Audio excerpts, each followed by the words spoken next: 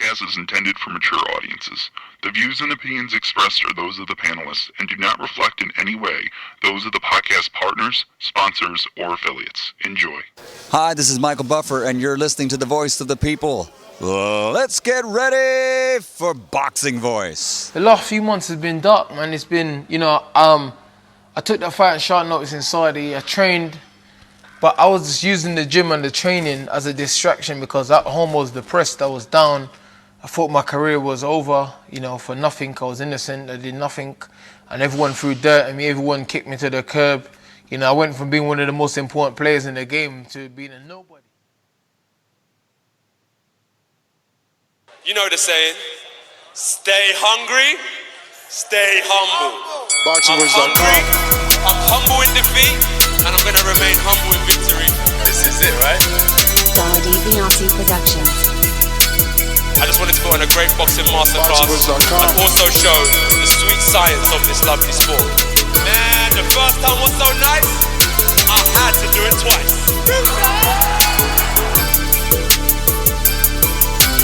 I'm prepared to the best of my capability, and I pray that I get a win. Look at him, I love Mike Tyson, how he came into the game on some different kind of vibe. You know what I mean? It takes a crazy man to want to fight, you know what I mean, day in, day out. The hardcore sport, as you said, no silk shoes. Ain't no other sight in the game to see the boxing boys. Good morning, TBV, and welcome back, ladies and gentlemen, to another TBV edition.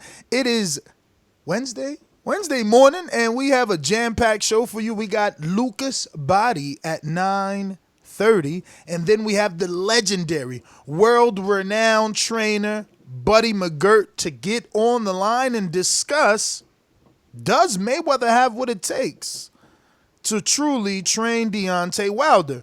And you'll understand why Buddy is the man to answer that a little later. We're taking that segment from Fox Sports and Shannon Sharp with Skip Bayless.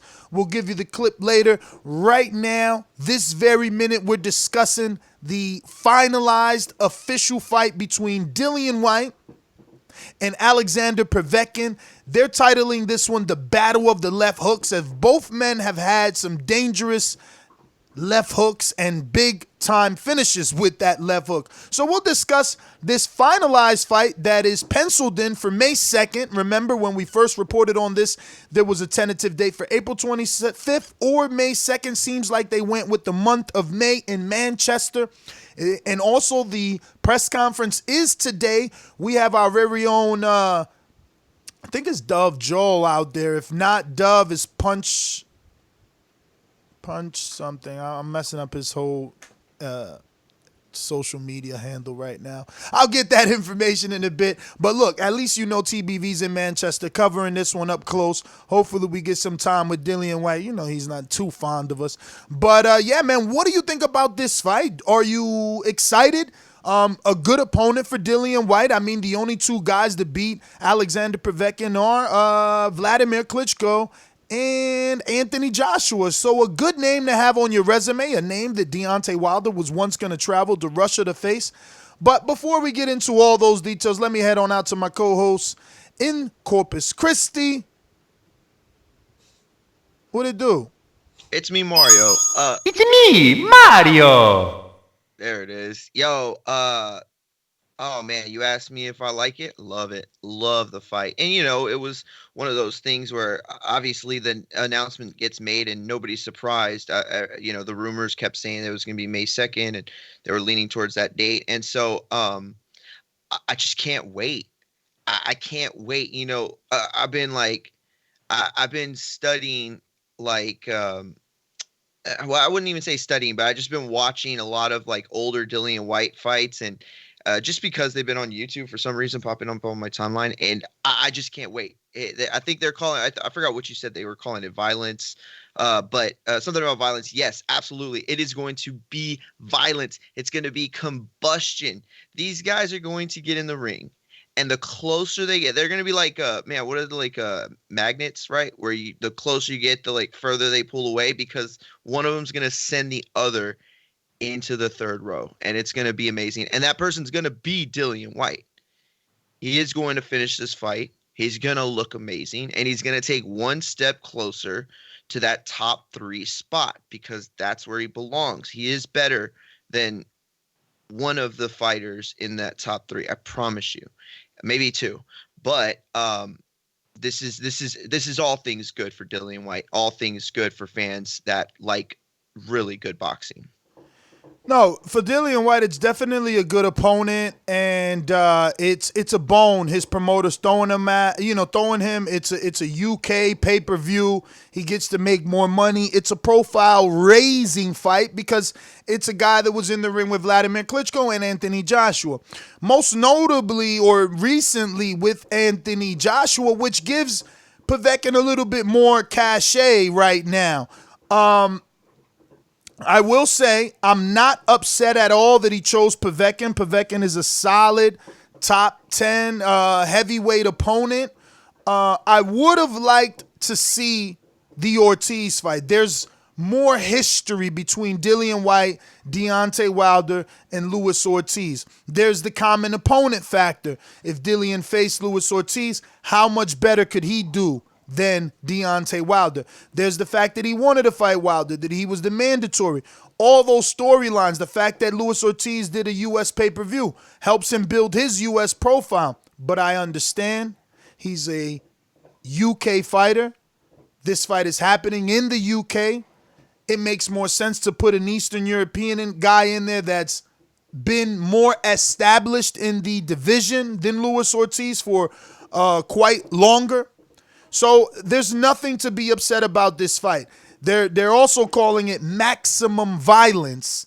I don't know that Povetkin brings maximum violence. Does he bring danger in his power? Absolutely. But I don't see him as an aggressor, as a come forward, come get you type of guy like Whyte. Whyte seems to be the guy that if upset, if triggered, he'll hunt you down. You know, I think when I heard the title card for it, I just assumed that they were talking about like if you put these guys in the ring, like stylistically, this is going to end really, really violently. And so, but I agree. He's throwing a bone to Dillian Whyte, they're giving him. It's Skybox pay-per-view, and it's going to be at, where would you say it was going to be? Manchester Arena, correct? Yes, Manchester. Yes. Manchester Arena. It's going to be on Dazn in the States, and it's just going to be really, really good, and it's going to be really good for him. But look, it's a great fight, and we can talk about it now. I just, for a second, want to focus on how back and how deep is that heavyweight division, that we're talking, day after day of these amazing fights that have happened, that are coming up, that we want to see. Yesterday, we spoke about the heavyweight division. Today, we're speaking about the heavyweight division, and the fights being made are good fights. They're good to great fights. I don't mind the Ortiz fight not happening now. I don't. I really would like to see him get a Povetkin under his belt and then bring it together, because look, Wilder, we have to remember what Ortiz did for Wilder, he can do for Whyte. And now for hardcores, it's like, oh, well, he's already been beaten, and it's not this mega fight bringing two, undefeateds together or anything like that. But you can build it as the monster, monsters in the ring. Like, you can build it that way. It's not like some casual's going to say, well, I don't want to see it because Wilder knocked him, it's Wilder stopped them. Like, it's just not going to happen. So that could be a propelling fight for him. So if he's, if they're trying to just kind of build it a little bit, I understand that. Let it happen at the end of the year. I mean, I don't think they're going to build Whyte and Luis Ortiz. It doesn't need any more building. There's exactly. Like I said, there's a lot of history there. If it's not going to happen, it's not going to happen. This is still a very solid fight. I did feel like Michael Hunter should have got the nod in the last Povetkin fight. Povetkin's walking away. He's coming off of a draw, So yeah, what did you think of his last performance? Did you have him, winning? Did you think the draw was justified? I felt like Hunter was more active and definitely deserved the nod, but Yeah, I agree. I thought it was a pretty bad performance. I actually was going to try to see how long ago that was. I don't even remember where that happened either. But it was, they fought the same day in Ryder in Saudi Arabia on the AJ card. He fought Michael Hunter. The other one fought Maurice Vac. That's right. You know why? I forgot to, because I didn't end up watching it for like 2 weeks later. Had a big fight party, and I'm never going to do it again for an AJ fight. But I will say that I agree with you. It was a great fight. I had so much fun watching it, and and I was always going to go back and watch it. But I think the reason why I did that day is because I had seen on my timeline so many people talking about it, and I liked Michael Hunter coming into this fight, not to win, but I'd seen him for a while. He's a talented fighter. And so I always thought it was going to be a good fight. It wasn't, to me, something where it makes Povetkin look bad or it was a tough opponent. It was a tough opponent, and it was the type of style, I guess, am I going to say, not even style, but just kind of like combination style approach that Povetkin hasn't really seen a lot in his career, And so at age 40, we're going to look at this fight as what it is. To me, neither one of these guys is going to take huge advantage. Well, obviously I'm talking about Whyte. Isn't going to take huge advantages of, the age of Povetkin or anything like that. That's just not going to happen. They're both, Whyte's not. Anyway, the aspect of this fight, though, that completely blew me away was, oh, no. I'm sorry. I was thinking of another fight. I'm on his box rec right now, and I'm trying to find because you said that he doesn't bring violence, and I just think that you're wrong. I think that he does bring violence. I've seen him. I mean, he lunges in with the left hook, but I don't think he's like this come forward guy that puts mental pressure or physical pressure on you. I think that he's pretty paced in his fight, but he is paced. No you're one right. knows That's him. a good word for Speaks it. no English. I know, Whyte. I don't know. You chose to go with him. Funny. Yeah. So anyway, we get to. Oh wait, no, I'm sorry. So Sky Sports pay-per-view, box office pay-per-view means the same thing. I guess it's worthy to their standards, right? I mean, if they put Rivas, who had less of a resume than Povetkin, on pay-per-view, then I don't see why you wouldn't put Povetkin on pay-per-view. But some little things to note. There are some heavy rumors. Now all of a sudden they're heavy. When I was interviewing Adam Smith from Sky and Eddie Hearn and Frank Smith, and for the last 8 months, I was being told that they're not going to Dazn UK, and they're sticking with Sky Sports. Sky Sports is family. I was laughed at. All of a sudden now the rumors are in. Dazn's going to be making their mark in the UK starting at $4.99. $4.99, while it costs $19.99 for Whyte.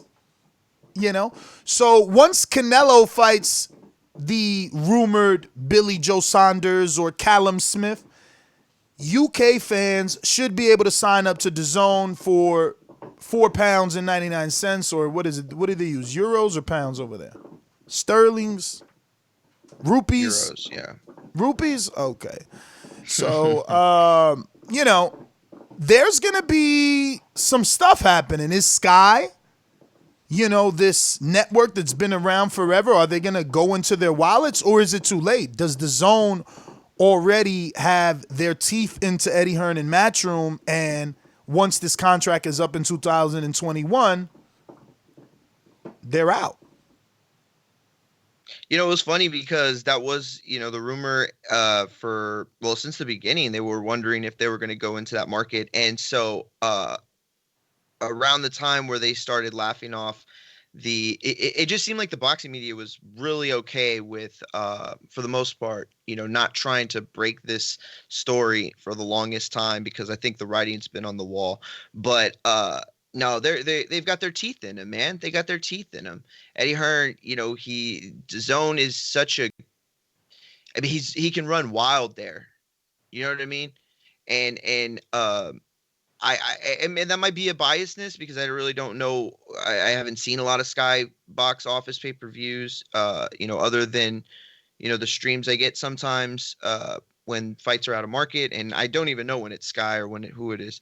But and obviously I've seen their telecast and they do a great job. I just think that DAZN is the future, and they are making their stance, and Eddie is all in. Definitely the future, and very slick of them to start attaching this new slogan to their brand as the Netflix of boxing. I like it, has a good ring to it. Netflix is synonymous with a lot of casuals, so I think it'll draw in some sort of interest, maybe even, get them some extra subscribers and stuff. What do you think? Have you heard them using that phrase, the Netflix of boxing?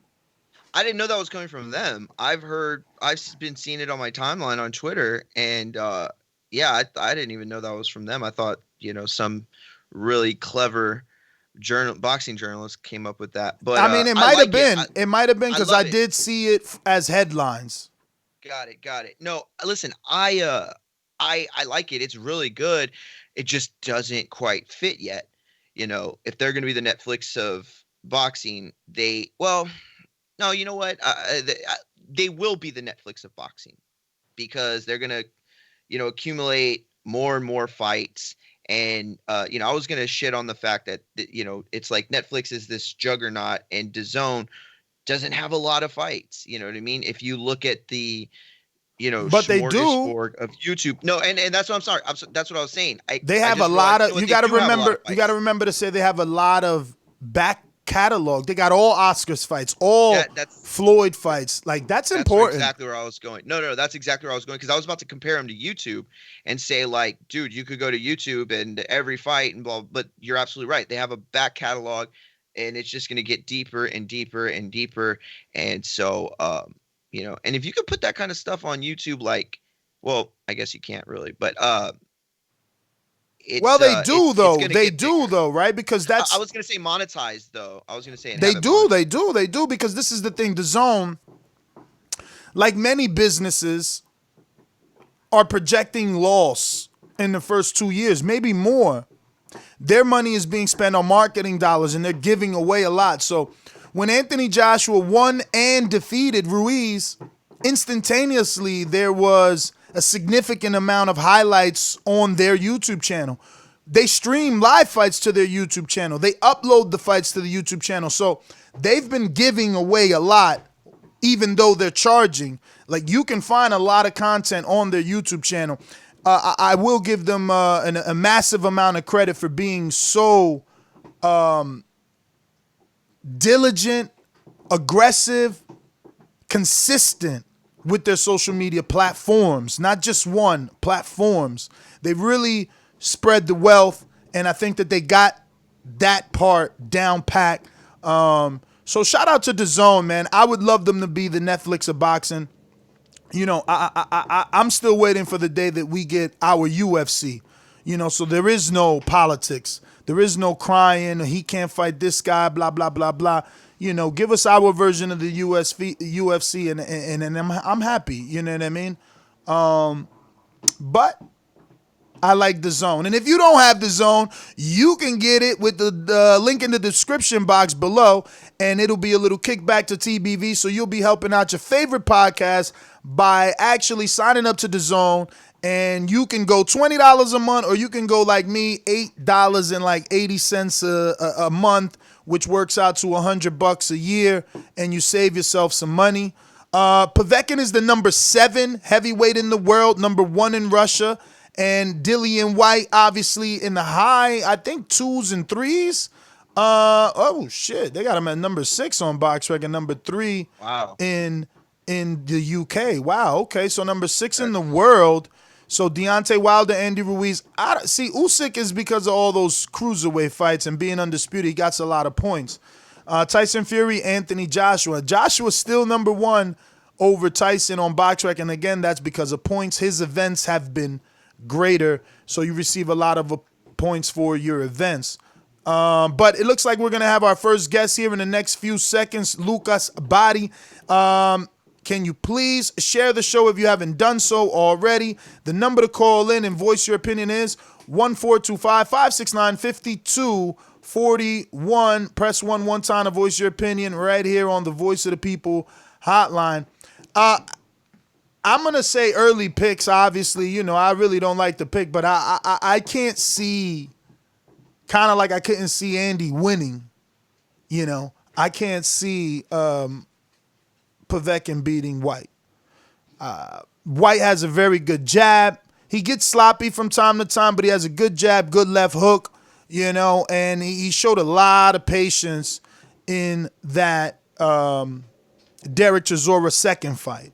You know, I thought Chisora was going to come away with a points decision due to activity, but Whyte was giving away those early rounds, waiting for his shot, and then he landed it, and it was over. So I like Whyte, right. And I think I'm going to pick him early pick versus Povetkin. Yeah, I don't like picking early. I mean, I don't mind picking, but I don't like picking early. But in this case, you absolutely have to pick early because Dillian Whyte is going to win this fight. And there's this like narrative in boxing amongst fans and amongst journalists where it's like, if a fighter's perceived to win and most people think that that's the consensus, that that's a shitty fight or it's going to be a shitty fight or the opponent wasn't worth shit. This is a situation where that's not, you know, the case. Most people are going to perceive Dillian Whyte to win and think this is a fight for, you know, this is his fight to lose. But that does not take away from what he will take out of this Povetkin fight, what Povetkin's scalp will mean on his resume. You know, nobody, listen, when we go through Dillian Whyte's resume, you know, at the end of the year or next year, because he's got, you know, a fight with Ortiz or Wilder or Joshua or somebody, and we're talking about his fight, we are not going to skip over Alexander Povetkin. It's not going to happen. Nah, man. What Eddie and Matchroom do well is create solid resumes. You know, he might not throw you in there with world beaters or give you the big fight right away, but he steadily builds your resume till it looks deep.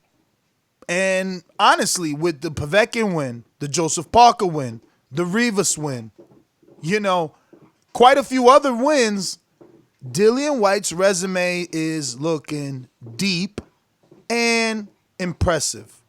So, yeah, man, Eddie doing his thing, man. Eddie doing his thing. So listen, really quick, more facts. Dazn's YouTube channel has 768,000 subscribers. They started and established their channel in 2018, and they already have amassed 283 million views. That's fucking insane, okay?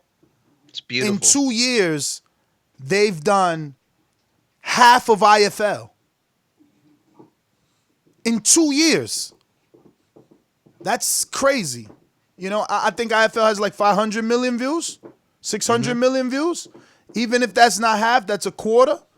You know, that's a lot. That's a lot. They have some very talented people on their social media, you know, team. I'm telling you, the graphics designers they're instant. It's like those dudes don't sleep, and they always put together beautiful graphics, and they think outside the box. Where PBC is trying to make you forget that Terrence Crawford exists, DAZN brings everyone into their social media. Who do you want to see Canelo fight? And they put a picture of Jamel Charlo. They put a picture of Caleb Plant. They're not trying to pull the wool over your eyes, pull a fast one. No, they are very savvy with their social media because guess what? Even if those fights can't happen, that's what you're supposed to do on social media.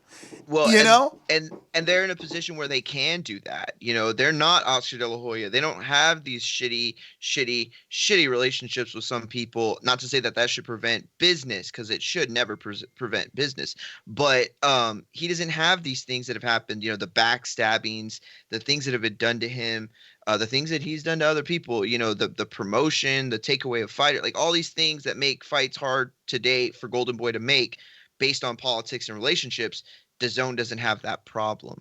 You know what I mean? And the bigger Dazn gets, the easier that problem goes away. Let me interrupt you. Looks like we got our first guest on the line. We're going out to Lucas Abadi. Luca, how are you, man? First and foremost, thank you for taking out the time to come on the program. Happy New Year. Hey, guys. How you doing? All good, brother. All good. How are you, man? Good. Thanks for having me. Thank you for taking out the time, man. So, obviously, we know all about your manager, Phil LaGreco. He's been in the boxing game for quite a long time. He's been able to make some pretty big fights and be advised by a pretty big manager. So, I feel he may have picked up enough know-how to guide your career. And from what it seems like, you're getting off on the right foot. I believe you're 9-0 with 9 KOs, and you've done this all yourself. So if you could just give us your story from your mouth. 8-0 with 8 KOs. Yeah, so basically I was a top amateur in Canada for years, and my main goal was to go to the Olympics originally, and obviously that didn't happen due to politics and this and that. I mean, that's a whole nother story on its own. But I turned professional last May, and I just been on a train. I've been fighting every month, 9 fights, 9 months, 9 KOs, and I've been in contact with Phil for the last probably year and a half. I was training with him when he was getting ready for his last couple fights, but I've known Phil for a long time, just from being in the gym and this and that, and he's been there, he's done that, he's made his mistakes, and he knows where he could make up for that when it comes to me. I mean, he's got all the right contacts. He knows how to move fighters now, because he did it himself when he was fighting. So he's got that experience, and he's going to move me in the right direction now. Absolutely. So it seems like you're going to be having your own main event for 2 regional titles out in Niagara Falls sometime in May. Have you already started training camp, or are you waiting for the contracts to be finalized and you to get that green light? Well, you know what? I'm always in the gym. So I'm never not training. But I told Phil I'm ready for some step-ups. I want to fight some really good fighters to get ranked, and he's going to put me in that position. We're going to, like you said, we're going to fight for some regional belts, and we'll go from there.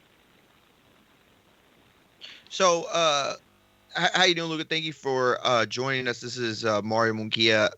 Fun fact real quick about Luca. He is actually 8-0 with 8 KOs. But somehow in 2019... 9-0. Okay, 9-0 with 9 KOs. But somehow in 2019, he went 47-0, because he must have had 47 fights, because this is a shit ton of 2019s I'm seeing on his resume. Yo, listen, I love this type of fighting from, someone in your shoes. I love the consistency, and that's what I'm seeing on your resume right now. And not to mention a bunch of stoppages, so that's a beautiful thing. Just for people that don't aren't familiar with you yet, and just describe your style for a second. Tell us how you see yourself in the ring, who you look like, what your approach is, and what kind of fights fans expect to see from you. Well, first and foremost, I'm definitely a puncher, but I could also box. I fought at the high level in the amateurs, so I got that international experience. I come to fight, and I knock people out with one punch. Yes, sir. I could see that. So, Lucas, tell us how, I guess, demanding it was to fight every single month. It looks like you didn't miss a month. Sometimes you snuck in 2 fights. In September, you fought on the 7th and on the 28th. Was that difficult at all, or because they were early stoppages, you think no wear and tear on the body, and that's why you were able to do it so consistently? Yeah, 100%. I mean, the early stoppages definitely help, but it is tough on the body training consistently like that for a long period of time. You know, always staying in shape. It's tough, you know, mentally draining. But you know, I wanted to start my career fast because I turned pro at 25, and I built my career from the beginning until now. And I told Phil, like, I'm ready for him, so.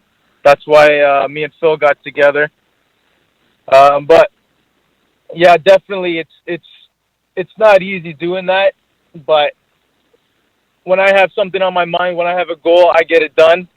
And I just followed my game plan and did what I said I was going to do. But tell my listeners that story. I hate to interrupt, Mario. I just want them to know you found these fights yourself. Like, you just got with Phil LaGreco, and he's getting you this next fight. You've done this on your own up until now. Just explain. Yeah, so when I turned pro, I was basically calling promoters, trying to get on their shows locally, in Mexico, wherever I could fight. I was trying to just get on whenever I can. And it was tough because there's not many fights in Ontario where I'm from. I mean, you get them every couple months. But to stay consistent, I had to go to Mexico to get some of my fights. So I had 5 fights out of 9 in Mexico City, and then the other 4 were in Ontario, where I'm from. But yeah, like I said, I was on the phone myself negotiating fights, setting up contracts and scheduling them myself. So it was tough because when you say negotiating and setting up, can you elaborate a little more? Because we had quite a few fighters on here that have took their careers into their own hands. The Devin Haney's of the world, the Chris Lovejoys of the world have gone to Mexico and gotten 15, even 19 fights. But their stories are slightly different, where they had to pay to get on the card. You're saying that you were actually able to negotiate with the promoter and get paid? I mean, the fights in Mexico, those ones there, yeah, 100% you got to pay for them. The ones locally, I was able to negotiate with ticket sales and this and that because I draw a big crowd when I fight locally. I mean, none of them. I had 2 in my hometown, and the other 2 were a couple hours away from me. But I was still able to sell tickets and cover some of the costs of the fight through ticket sales. Wow, man, that's incredible. Yeah, I was gonna mention that earlier too. That your box rec looks like the beginning of Canelo's career. So it's really cool that you fought in Mexico as much as you have, and that you have that international experience. I wanted to go back to a point that Ness had made, but I'll skip that for now. So I doing like just a little research.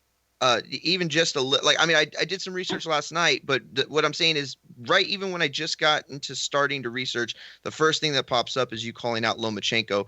How far along are you really in your career? I mean, obviously you're 26 years old, so you have that experience as an amateur, and 8-0 to me is still a really new record. It's still a really young fighter. It's still a guy who's not ready yet for that top level, but you seem super confident. You seem like you're ready. You're ready. Would you make a big jump like that? Let's say Phil calls you tomorrow and says, "I got you a top 5 fight." Are you taking that? You know what? At the end of the day, I'm ready to fight whoever. But it's a process. I want to fight the best, but I know I have to earn my way there. At 135, I see myself in the mix with any of the world-class fighters at the 135 division. To fight Lomachenko tomorrow, would I do it? Yes. Does it make sense on a business perspective for anybody? Probably not.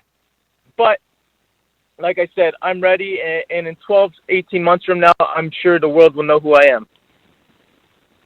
What are you expecting to happen in the next 12 to 18 months? What do you envision? Paint it out for us. Well, like I said, in May, I'm going to be fighting for some regional titles that were going to get me ranked, hopefully in the top 15, top 10, possibly. After that, this summer, I'm really hoping to make my U.S. pro debut.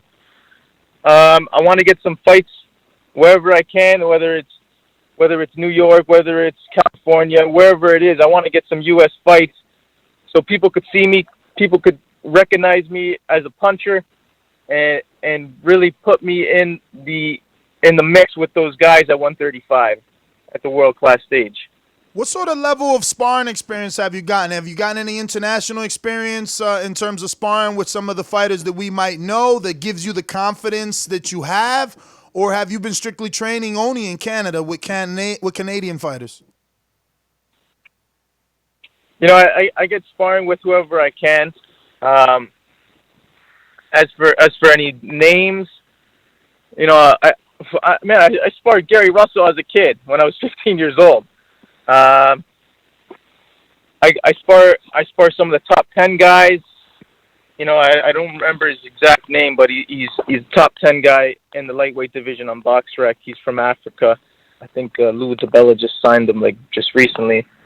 I'm at the same caliber as any of those guys at the top 10. So, yeah, man, you sound really confident. And I was able to see a couple of clips on YouTube. So that's something that's definitely worth to watch for our viewers. But I wanted to ask you, as far as coming into this and learning to promote yourself and getting yourself these fights, even though you're with Phil, I mean, I'm assuming you're still going to take a hands-on approach with yourself, developing merch if you get there, social media, stuff like that. I mean, are you going to still play a big role in your own career, or are you going to allow Phil the full driver's seat? I mean, me and Phil work as a team. We discuss everything, and we have to agree on everything, that makes us both happy.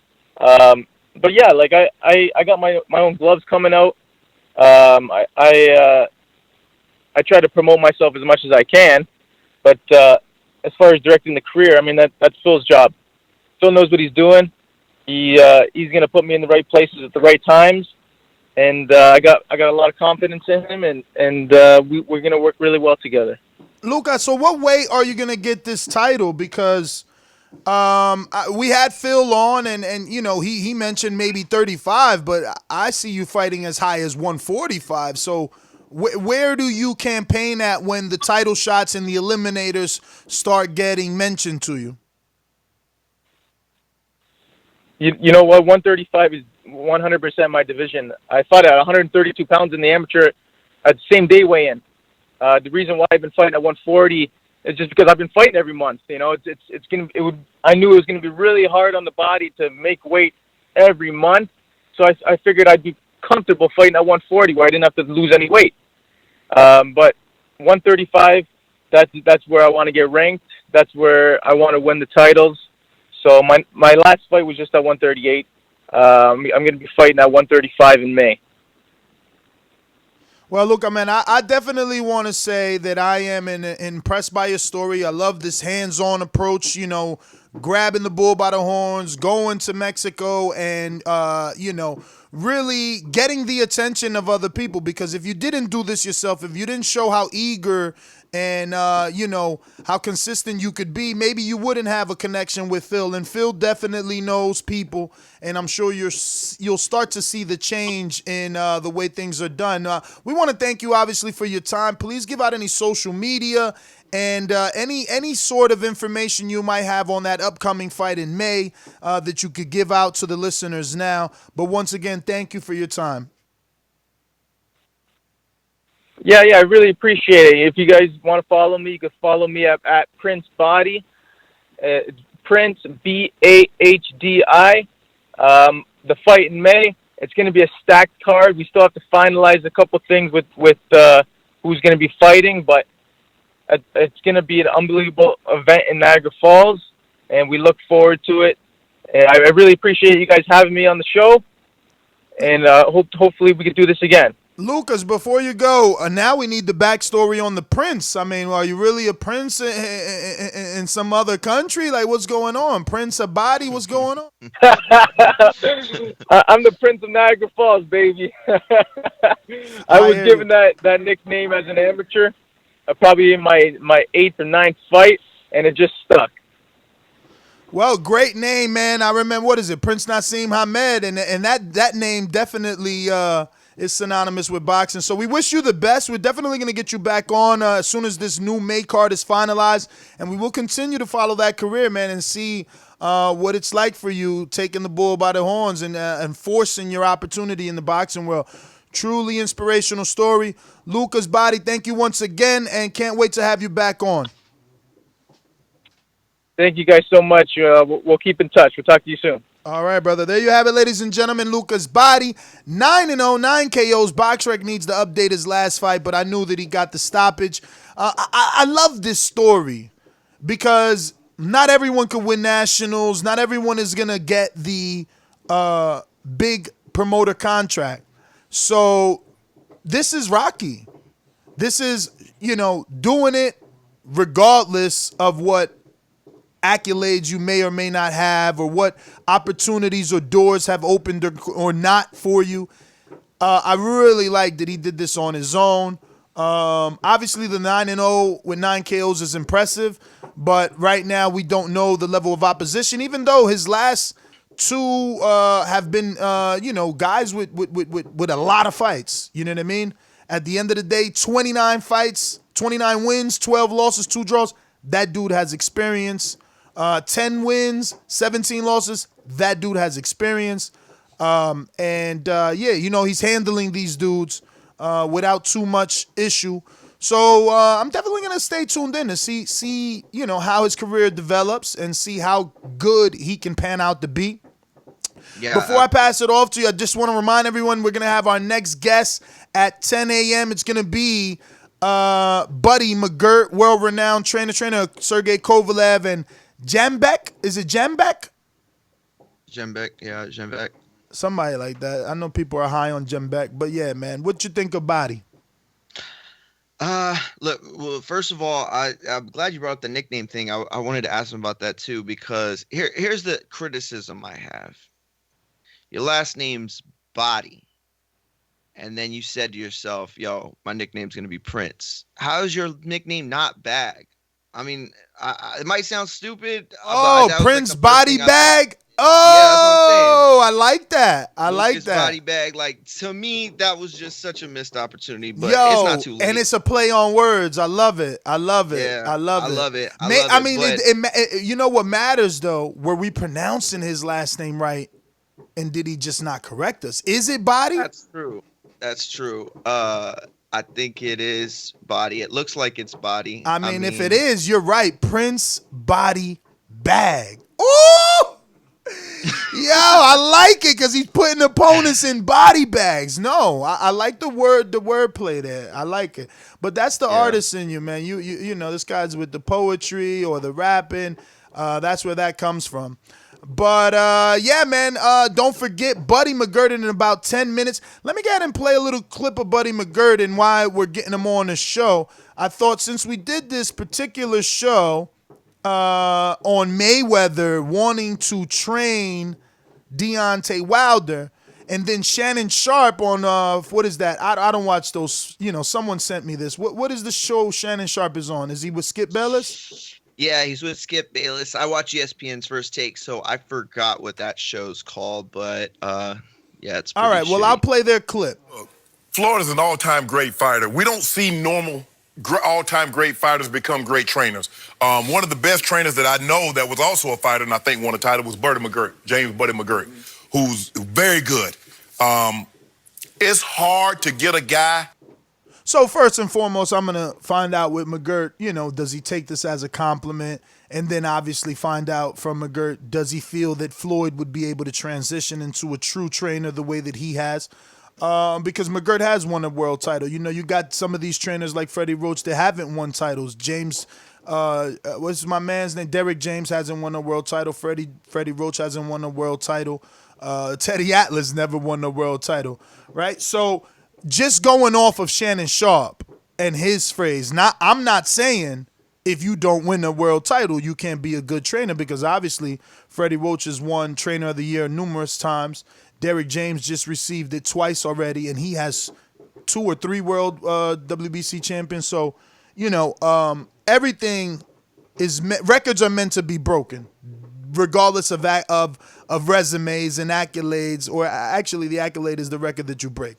But yeah, man. So I want to get him on. I still want to stay. Look, this is yesterday's first Fox Sports 1 with Skip Bayless and Shannon Sharp, where they're talking about this, and people are still talking about Floyd. People got mad at us because we spoke about Floyd wanting to train Wilder, but Floyd is a casual topic. It is a water cooler topic. It's a Starbucks, Dunkin' Donuts in the line topic, and that's why I'm imploring the Wilder team to let him in. Even if you ain't listening, let him in for the publicity that it brings. It's on TMZ. It's on SportsCenter. It's on Fox. And that's all I know. You can tell me more, and by you I mean my co-host, and I mean my audience, because you have more variety in what you watch. I strictly watch boxing. Was that the end of the clip? That was the end of the clip. Okay, cool. I just wanted to make sure that there wasn't a little bit more or something. Yeah, it definitely will be interesting to talk to him. And you're right. I don't think that you have to be a fighter to be a trainer. I don't. Some of the best trainers I've ever seen, not that you don't have to fight, but you don't have to be a pro. I'm saying you don't have to be a world champion. You don't have to be, I meant to say you don't have to be like a world-class fighter, like one of the best. There are so many guys that are just better at teaching it than they are at, doing it themselves. And it comes down to athleticism. It comes down to approach, style, everything, all things in the ring matter. And so it'll be interesting. I think he absolutely has to take that as a compliment, but I think he also has to differentiate between what the question means for in general and what the question means specifically for Floyd. You know what I mean? Because that's the big thing here. Is this isn't about, can a world-class fighter like a Canelo or a De La Hoya or whatever be a valuable trainer that can take somebody to the top, or can get somebody over a hump, a world champion over a hump, like in the case with Mayweather Wilder. The answer is yes, of course they could. Of course they can. They're great, but could he specifically, Floyd Mayweather, do it for Wilder? And that's where, obviously, I don't think he could at all. I just don't see a dude that talented not being able to help. You know what I mean? The most synonymous phrase with boxing is easier said than done. It's easy from the outside. So I'm sure he can sit on the outside, dissect the fight, dissect Wilder, and definitely say, hey, bro, you're not turning your right hand over. You're not doing, he can find things to critique and correct. Okay, let me put it this way. All right, you don't have to, be humble or nothing. I'm just being honest. You have, over the past 5-6 years, turned yourself into a premier interviewer out in the public. You're a great interviewer here. I'm just saying, people know Ness. People want him on the field. People want him there. And as talented as you are, and as much as you've learned, do you really think you could teach somebody to do what you do? Because I don't think you could. I think the things that you're doing are, in a lot of ways, just in your character. You know what I mean? It's just who you are. You're an entertaining guy. You're a guy who doesn't put up with bullshit. You're a guy who's going to cut through the facts, and you can't teach that. Could you show somebody how to hold the mic? Could you show somebody how to get the best lighting? Could you show somebody how to, what frames to pick and what lenses to use? Of course you could. And Floyd, in that sense, could tell Wilder, well, you got to use a jab here, or you got to, try to, reverse pivot, or you got to slide your back foot, or you're moving into his power hand, or use your right leg to move right, or I'm sorry, yeah, exactly, right leg to move right, left leg to move left, whatever. Don't cross your feet, whatever. He could do those things. But whatever was special about Floyd is not the key ingredient to Wilder beating Fury. So when it comes down to experience, and when it comes down to what can help Wilder get over that mental frame or that mental hump, that physical hump, whatever it is, Floyd may have the ability to help. In some instances, he can provide invaluable information, but as a whole, he does not possess what it takes for Wilder himself to get over that hump.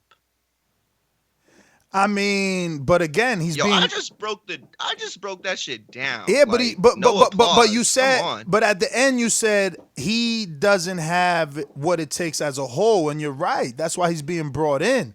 He's gonna be another set of odds. You ain't getting rid of Breland. No. I meant Floyd doesn't have what it takes to help Wilder get over that hump. Wilder has it. Look, Paulie said it best. And actually, if people were listening, I said it before Paulie, just because Paulie wasn't on the show yet. Wilder already has what it takes to beat him. I don't think he'll beat him in the trilogy, but he already has it. We saw that. We know it's in there. How do you get it out? How do you, avoid positions where you're not where the best of you isn't shining and overtaking what he's doing? Floyd ain't gonna help. I don't know. I don't know that he doesn't help, man. And like I said yesterday, if he does not help from a technical standpoint, well, by God, he helps from a financial standpoint and a publicity standpoint. Popularity. You know what I mean? Bring him in. He ain't asking for a cut. If he gonna be your trainer, maybe he want a cut. Maybe he doing it off good faith because he's already so rich. But he could not take a cut, bro. If he took a cut, I mean, you don't think Freddie took a cut when he was brought in? That's different. That's his job. That's his livelihood. This is Floyd saying, "Yo, Meek, let me hop on your track and spit something." Nah, fuck around. It's definitely not. That's a bad. Right. That's a bad. That was a terrible analogy. Because Floyd ain't no rapper. Right. Exactly. And Floyd was a boxer, a great boxer. So you're right. That's not the same thing. I got to find a better analogy. But and now I forgot what I was even going to say. So I was like, yeah, man, that would have been a good analogy if it worked when I was trying. But and look, I just don't think that. I think you're absolutely right about the finance part of it. I'll say that for sure. It would be incredible, And in that sense, Floyd could wear the 40-pound suit, and that way, they don't skip a beat.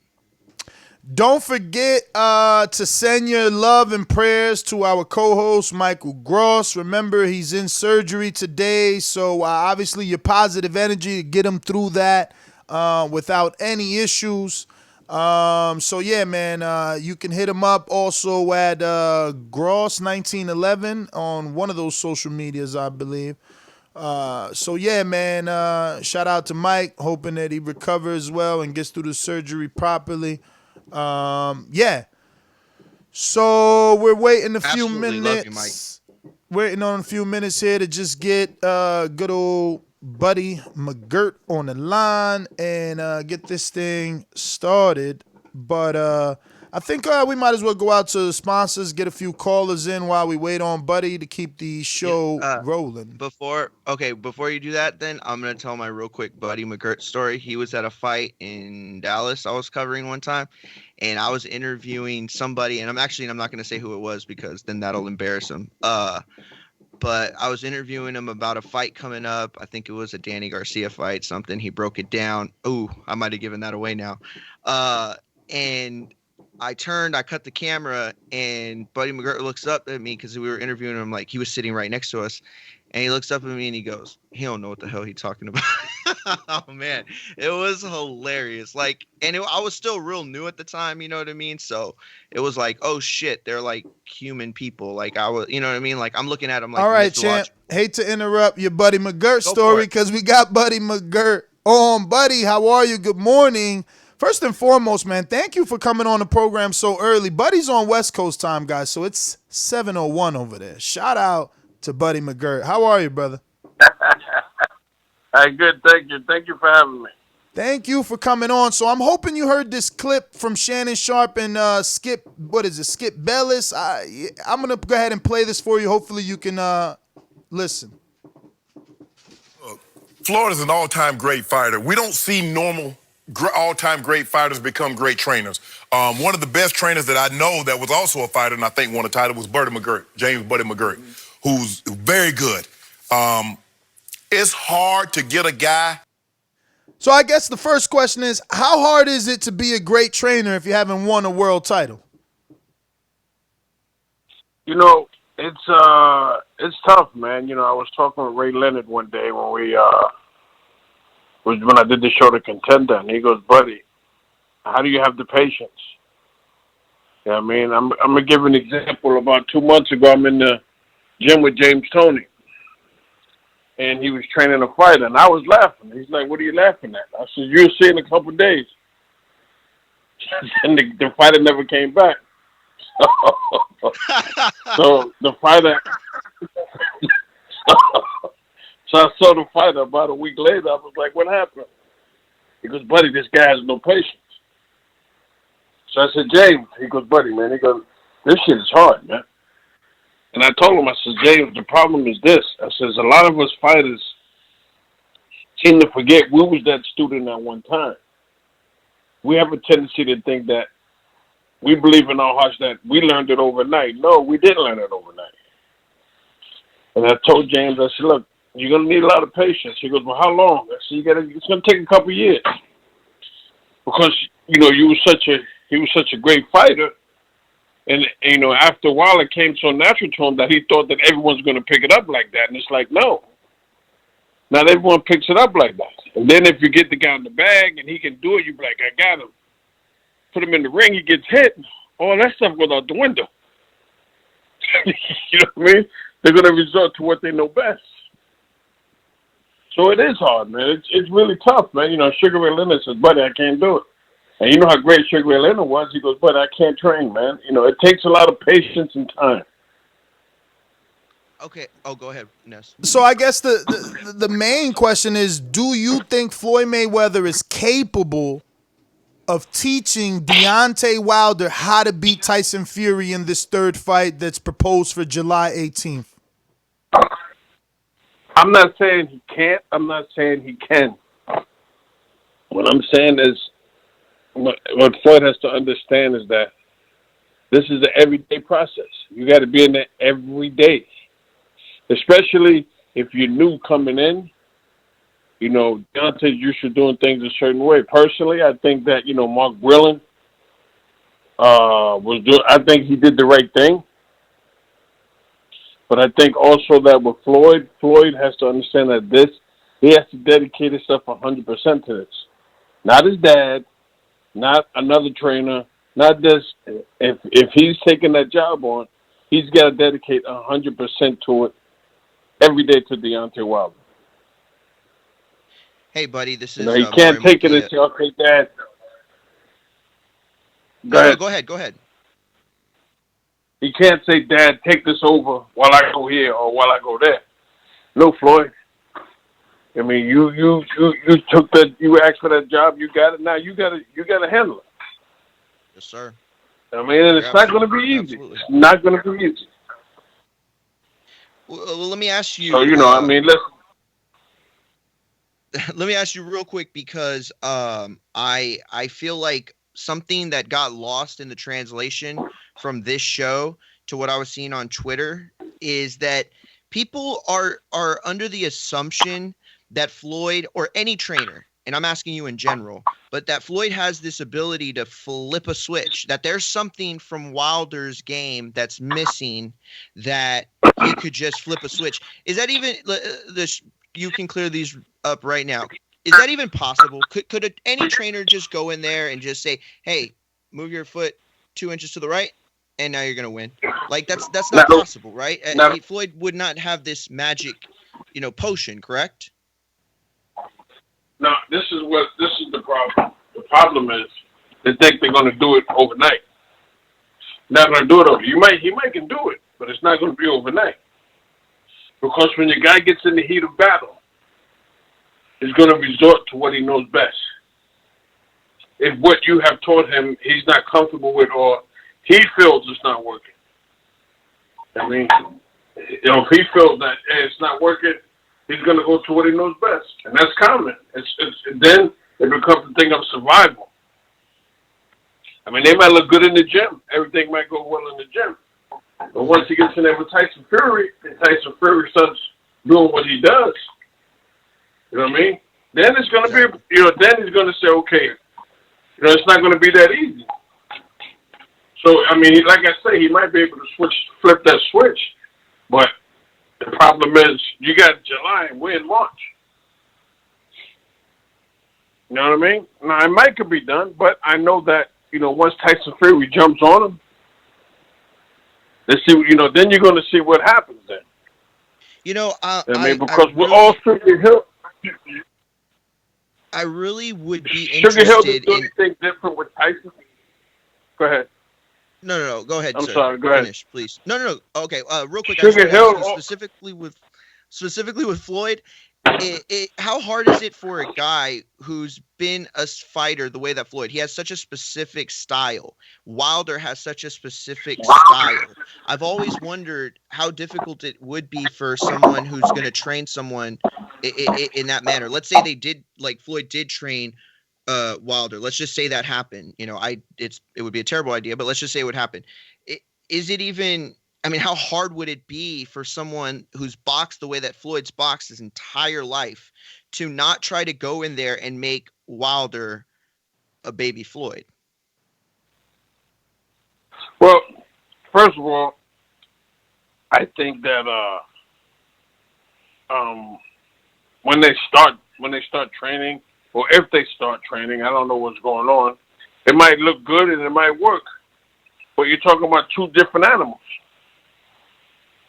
You know what I mean? Floyd didn't get where Floyd was overnight. It took years and years of work from his dad and his uncle.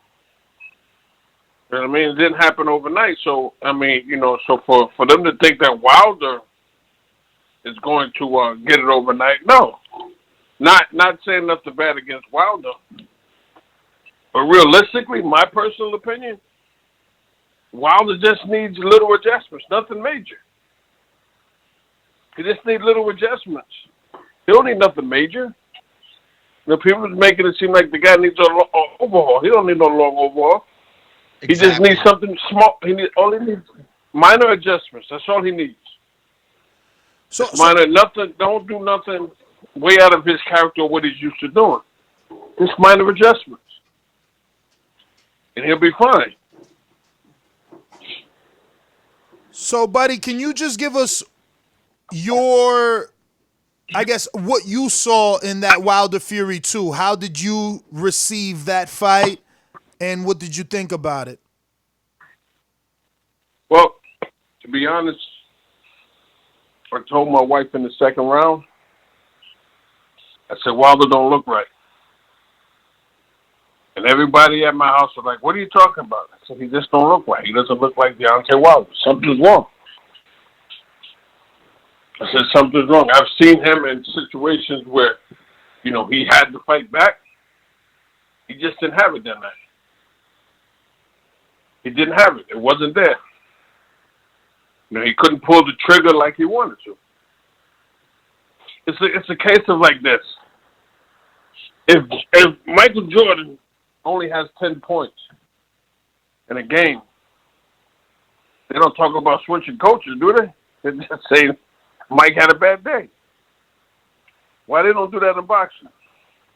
Because one basketball game isn't as detrimental as a knockout loss. Okay, when Joe Louis lost to Max Schmeling, he didn't fight Jack Blackburn. And Max Mellon beat the hell out of him before Joe became champ. Joe didn't try. He didn't fight Jack Blackburn. They went back to the drawing board. See, fighters today, they lose. They want to point the finger at everybody else. Just be man up and say, "Hey, man, wasn't my night." Now, Buddy, we had talked about, and I know your answer. You've said it clearly that Wilder doesn't need a lot to fix what he needs to fix to win a trilogy. But now I want your opinion from specifically a physical standpoint. What was done to Wilder in that Fury fight and the way that he looked, do you think that him rematching Fury right away is the right answer? And do you think it should happen as soon as July?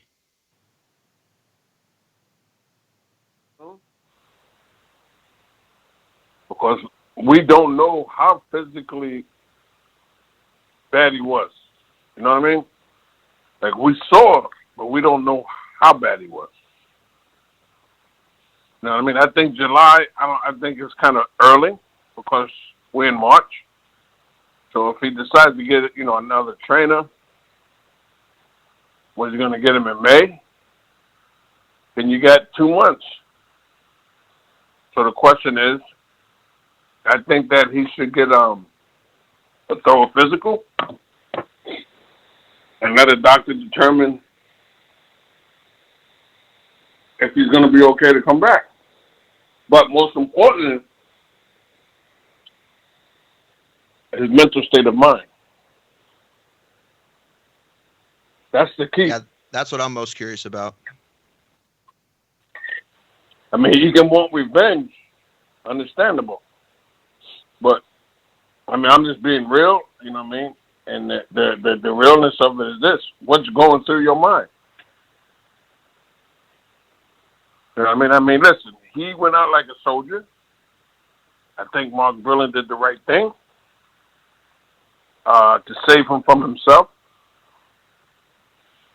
But mentally, how's he going to come back? What's going to happen if he's in the sparring and a guy jumps on him and he's having a bad day? How's he going to react? There's so many factors that whoever decides to step in as a trainer or who they pick, there's so many factors you got to look at in this situation, man. A lot of people don't understand that. And I don't care who you are, how great of a fighter you are, how great of a trainer you are. If you don't know what you're looking for or what to look for, you're both in trouble. You can't say, okay, we're going to do this and change up everything. Sounds good. Looks good. What's in the fighter's mind? People don't understand, man. Sometimes you go through something, whether it's a fight or whatever, and mentally, physically on the outside, you might feel great. I mean, you might look great. You might even feel it, but mentally, what's really on your mind? And let me tell you, that was a tough fight for Deontay. I mean, each round, Fury got braver and braver. He didn't take his foot off the gas. How was Deontay reacting to that mentally after knocking out everybody, after beating everybody so easily? So, it's a lot. Whoever gets the job as a trainer has to be ready to go through a lot. You understand? Like, you got to have, your mind. Deontay has to be your focus, your project, nothing else, nobody else. That's going to be the difference, whoever trains him. Would you be willing to take that on? Oh, of course. Because I've been there. See, if you haven't been there, how can you relate to it? You can relate to it in some aspects. But in other aspects, if you really, really haven't been there, you know what I'm saying? It's a whole different ballgame, man. It's a tough task. And I think that personally that someone shouldn't take on that task just to prove something about who they are. No, it's not about that person. It's about Deontay. But buddy, why was Sugar Hill able to turn Fury completely around in just 8 weeks? So, Okay. Let me ask you a question. The only difference was that Tyson Fury jumped on him. Tyson Fury didn't box him. He jumped on him. That's the only thing different he did. Ain't doing nothing different. The only thing he did different in this fight was he was more aggressive. That's it. There was no change in the style. There was no change in nothing. He just jumped right on him. And everyone thought, wow, what a great turnaround. No, he just did the opposite of what he did the last fight. And then once he seen that Wilder had nothing, and when he seen Wilder had nothing, he just took advantage of it. Yeah, that's exactly what like happened. Wilder had that jab going. If Wilder had that jab going and that right hand going, he wouldn't have jumped. He would have pumped his brakes a little bit. But once he seen Wilder had nothing, shit, he stepped on the gas. And Sugar Hill told him in the corner, stay on him. I mean, there was no secret recipe. That was obvious. You know what I mean? Stay on him. Don't. Now that you got him there, keep him there. Don't let him go because he can punch. Now, but once I seen him winging that right hand, I said, "It's it. It's all over." I told my wife in the second round, I'm like, he doesn't have it today. So. And when fighters, go ahead. I was just gonna say, how does Wilder keep the 273-pound man off him with just a jab? I mean, let's be honest. We had what, 17, 19 rounds already, and we didn't see Wilder hurt Fury. Like, and I'm thinking about it like this. I know you might be like, what? He knocked him down, but we've never seen any fighter. We've never seen any fighter in the ring with Deontay Wilder get up from a right hand and react the way Fury did. Fury was never punch drunk. He was never delirious. He passed the sobriety test, and he even fought back after knockdowns. In the second fight, he took Wilder's right hand, and it seemed like nothing. I'm not convinced maybe Wilder can't hurt him to the head anymore. He's probably got to go to the body or something. I don't think that he can't hurt him. I just think that when he went out and shot his load, that was it. You know, he took his jab from him. No, let me rephrase. He wasn't jabbing. He took the right hand from Wilder by smothering him. He smothered the shit out of him. I mean, but Wilder his jab wasn't even working. Listen, what's the first punch they teach you in boxing? I mean, he had success to the body. That's where he found. I think the fact that Tyson is so tall kept him from throwing the jab to the head, and that's why he targeted the body with the jab. What is the first punch they teach you in boxing? The jab. If that ain't working, ain't nothing working. You can't get that going. You can kiss everything else goodbye. I mean, if that ain't working, baby, because the jab is the range finder. The jab is the thing that sets everything up. So if that ain't working, you can't call timeout and say, listen, send somebody else in there. Now you got to figure it out. You got to make that adjustment in the fight. And if you've never been there, how you going to tell a guy how to make that adjustment? I mean, there's ways of telling him, and then there's ways of telling him. You know, you can say, oh, you got to use your jab more. Okay, sounds good. And there's some guys that you just got to know how to tell them to make it work. Sounds crazy, but it's true when you're dealing with, especially when you're dealing with fighters. You can say, yo, man, you got to use your jab more. Yeah, that sounds good. And he's looking at you, yeah, it sounds good. But you got to tell him in a way that it makes sense. Every fight is different. You know what I mean? There's some fighters you can yell at. Some fighters you can't. I mean, I learned that from Georgie Benton. He goes, buddy, there's some fighters you can curse at. Some fighters you can't. I mean, you got to know that person. You got to know what to say to them to flip that switch. If you don't know what to say, or let me rephrase it, if you don't know how to say it, you're not going to get nothing out of them. There's always that something that you gotta say, listen, I gotta get this guy going. And that comes from being in the gym with this guy every day. As the old timers used to say, it's called knowing your fighter. You gotta know your fighter. Mark knew that his fighter had nothing. He knew that Fury was getting stronger, Wilder was getting weaker. Why let it continue? I mean, everybody else, he shouldn't. Come on, man. You guys, are you crazy, man? You got a man almost 300 pounds punching on you, and you still got 5-6 more rounds left, and you ain't doing nothing back. What is your man's? You're bleeding out the ear. You've been knocked down. You've been in uncharted waters. So Mark's like, fuck that. I'm not gonna let my guy drown. Let me pull him out of the uncharted waters. Tomorrow's another day. You know what I mean? Now, how many trainers today would think like that? No. You know what most trainers today would think? We got to punch his chance. No. In that situation, he didn't have to punch his chance. You got to know what you're looking at. But he's going to land that right hand. Not today, he ain't.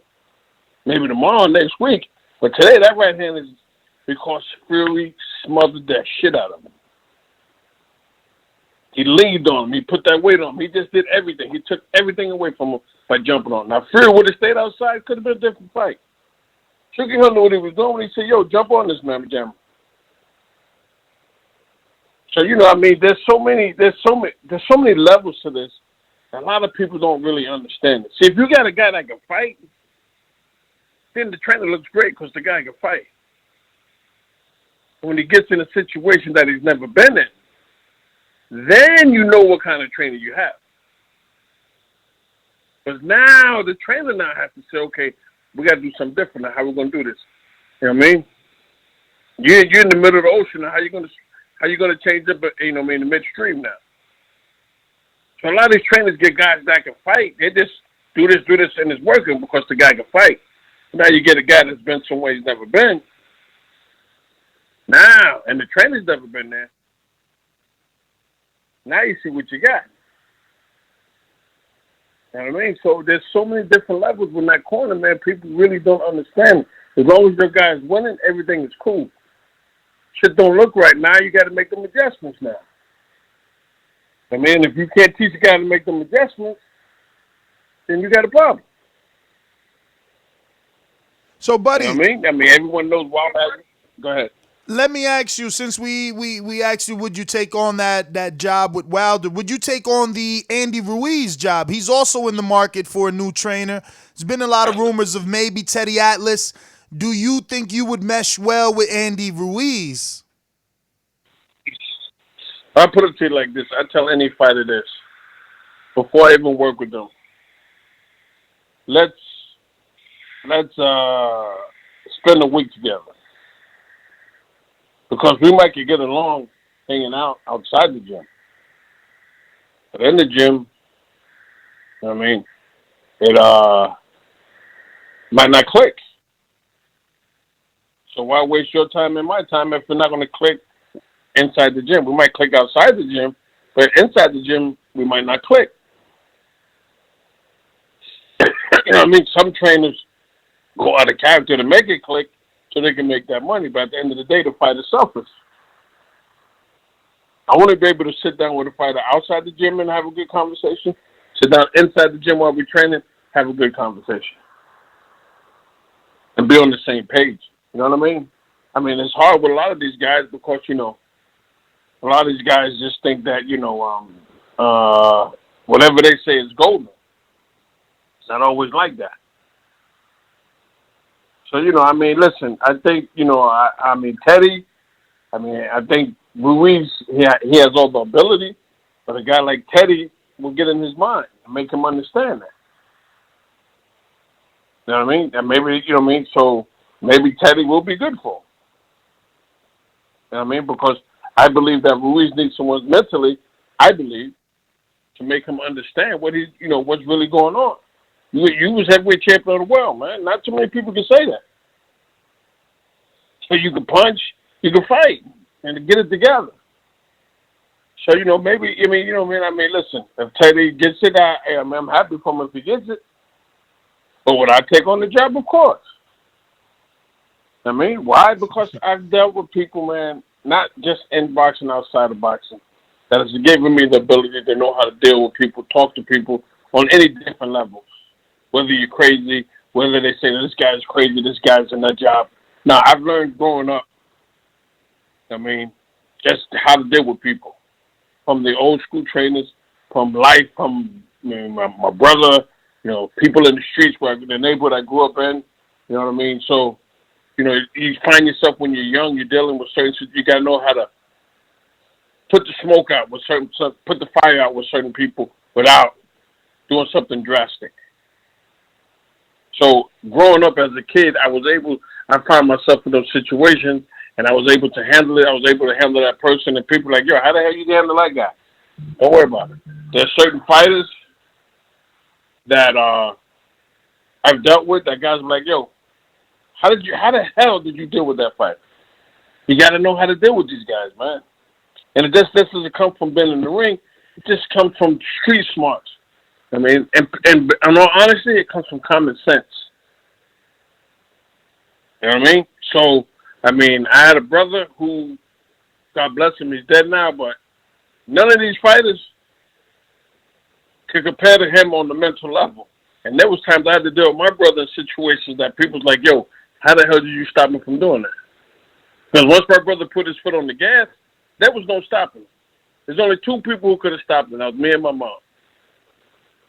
I mean, I used to have people come get me out of bed. I was 14, 15 years old to go to a nightclub to get my brother out of there because he was terrorizing the place. You know what I mean? So I know how to deal with these guys, man. I might not work first couple of days, but eventually I work my way in. And once I work my way in, then I'm there. Once I'm there, I got to know how to stay there. So, you got to take some of these fighters. They come in the gym. They're in a bad mood. All right, I don't feel like doing this today, coach. All right, no problem. You start a conversation, and once you catch their attention, you stay on that topic. And you get them through the workout. Then once the workout's over, have a good day. And then the fighters look at me and say, you know what? You got me today. I mean, and I'm saying to myself, I'm going to get you every day because you fall for the okie doke all the time. But we got our workout in. I got what I needed out of you today. You know what I mean? So, there's so many levels to this, man, that people really, really don't understand. Today in boxing, people think if a guy can hold the mitts, he's a trainer. Bullshit. Jack Blackburn never held no mitts. George Gainford never held no mitts. George Gainford had the greatest of all time, Sugar Ray Robinson. So these guys say go out there, hold the mitts, to learn how to hold the mitts. I can teach my grandson how to hold the mitts. But the question is, when the fighter comes back to that corner, what the hell are you going to tell him? They hit the mitts fancy. Do you fight like that? No. So why the hell are you holding the mitts like that? Oh, it looks good. Okay. It looks good, yeah. But now you're in a fight now, and the guy's getting in your ass. So let me try the combination that you just did on the mitts. You threw 20 punches and then duck. Try that shit now. See what happens. It don't work that way. And that's what people lose. The their vision, man. They think, I had a guy come to me and says, Mr. McGirt, I want you to train me. I said, okay, no problem. He goes, but can you hold mitts like Mayweather? I'm like, no. But how can you train me? I said, young man, listen. I said, I believe that in a couple of hours you can go to the airport and get on the plane and go to Las Vegas. Because I'm not that guy. Can I do mitts? Yeah. But I can't do mitts like them. I ain't going to sit there and lie. You know what I mean? But I know one thing's for sure. Floyd Sr. and Roger did that with Floyd for sure. I know behind the scenes, they get down to the nitty-gritty. I know that for a fact because Roger and Floyd Sr., old school guys. Yeah, they get fancy and all that. But I know behind the scenes when the cameras ain't around, I know that they got on Floyd's butt, and that's why Floyd was able to be as successful as he was. I mean, because they knew this looks good here, but now let's get behind the scenes now, and let's get down what we really got to get down to. And that's a lot of people don't see. They just see the flash. Like, wow, that guy's a good trainer. What makes him a good trainer? Oh, he can hold the mitts. And? So there's so many levels to this, man, and people really don't understand it until they're in that situation. And sometimes it could be too late. So, whoever Joshua chooses, not Joshua, whoever Wilder chooses, whoever Ruiz chooses, they got to understand that this person that they choose is able to make them really understand what's going on. Now, when you get in the gym, I'm the boss. Now, we can agree and disagree on different things, but you got to do what I say. Now, let me rephrase that. You got to do what I'm teaching you. Not because anybody can say anything. You got to do what I'm teaching you. Because if you can't teach it, if you can't show a fighter, what good are you? Guy says, all right, throw this. The fighter might say, okay, show me how to do it. And then here's the smart fighter's next question. Why should I do that? And if you can't answer why are you there? Why should I do that move, coach? Why are you there? I was at a fight the other night, and a guy was fighting, and his trainer yelled from the corner, cover your head when you throw that punch. Now tell me what kind of advice is that? When he said that, I got up and left. I told my friend, let's go, man. I've seen enough. He said, when you throw that punch, cover your head. Cover your head? Are you serious right now? But that's what boxing has come to, man. There's very few old school guys left in the game. I mean, I was blessed. I got to learn from the best. No, the greatest ones. Eddie Futch, Georgie Benton, Ray Arcel. They don't make guys like that no more. I was blessed enough to spend time with these guys. I actually pick their brains every day. Every chance I got, I pick their brains. I mean, fighters say don't do that. They say an old trainer, oh, he's old. Man, you better go sit down and talk to that old man. Because you can learn something from him in an hour than you've learned in a year. So, back to Wilder, listen, if they call me for him or Ruiz, hey, I'd be my pleasure to give it a shot. It might work, it might not work, I don't know. But whoever they pick, make sure they both pick. I say both you guys, whoever you pick someone that has an old school mentality and an old school way of doing things, and you'll be successful again. That's my advice. Buddy, so I wish you the best. Oh, sorry. You got some ill pauses, buddy. No, go ahead. I can go on all day, man, so go ahead. No, I know, but you hit us with a pause where we think you almost done, and then whoop, you come right back in. But I just wanted to say, so what's the status between you and Kovalev? Are you still training him? Yeah, oh yeah. We're still training. Everything is good. So he's facing Barrera on Dazn next? Sullivan? I don't know who he's facing yet. I mean, we started training Monday. I mean, and whoever he's fighting, he'll let me know. We just got back in the gym, so, we starting off slow. And I don't know who they got next. I didn't even discuss with him if you want to know the truth. I mean, because, who knows? The name might change 5 times but in the next week. So, it's not important to know, but I guess what I'm asking is at what point does that stop?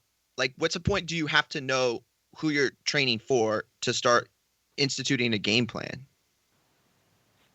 Well, I'm an old school guy, man. I don't look at tapes. I prepare my guy for, listen, I've been doing this since I was 12 years old. If I have to study a guy on videotape,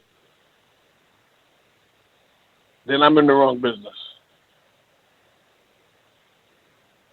I'm not worried about what they're gonna do. They should. But so you don't watch no tape. I'm sorry. You don't watch no tape on your opponents. Man. Nope. Come on, buddy. You got to be kidding. That's surprising. How? You watch fights, so it's impossible not to watch it. Okay, but you know something? Here's the funny thing. If I watch them, that's what I remember. Because if you watch a tape of a fighter and you watch the first 3 rounds, you're going to see the same shit the last 3 rounds. The fighters today all do the same thing. Nobody does anything different. If there was that guy that did something different, guess what? Everybody be talking about him. then that's the guy you say, okay, I got to watch him. If there ain't really no hype and all this craziness, I'm like, why do I got to study? I'm going to prepare my guy for any and everything that a person could possibly do in the ring. Now, my fighter might study the guy. I might say, hey, buddy, the guy likes to do this, the guy likes to do that. Okay, now, so if my fighter's telling me what he saw, I don't need to go back and watch it. I'm like, I got no problem. Let's work on this. Let's work on that. He likes to do what? They tell me. Bam. Now, my fighters, they study now. I would say that on their behalf. They all study the guy. Then they tell me, all right, buddy, you got boom, boom, boom. All right, no problem. You got it. I mean, I'm not, man, listen, I'll sit home. I mean, that's me. I've always been that way. Oh, buddy, you got to watch this guy with me. I said, okay, did you watch him? Yeah. What did you see? Because at the end of the day, when the bell rings, I'm taking 3 steps down. My fighter's taking 3 steps in. So if you tell me what you see and what you feel you can capitalize on, I'm going to get you ready for that. But on top of that, I'm going to get you ready to do other things that this guy hasn't seen. Because I know they sit and they studied you and watch you do this. Okay, so now let's work on that. Buddy. So and then after work, what's the deal? Because, you've been trained by the best, right? You just said how you talk to the old heads. Like, why haven't you done anything with Kovalev and them body shots? Like, my man can't take body shots. Every opponent targets him, and it's become his downfall. Okay, my thing is this. You can't teach somebody to take body shots.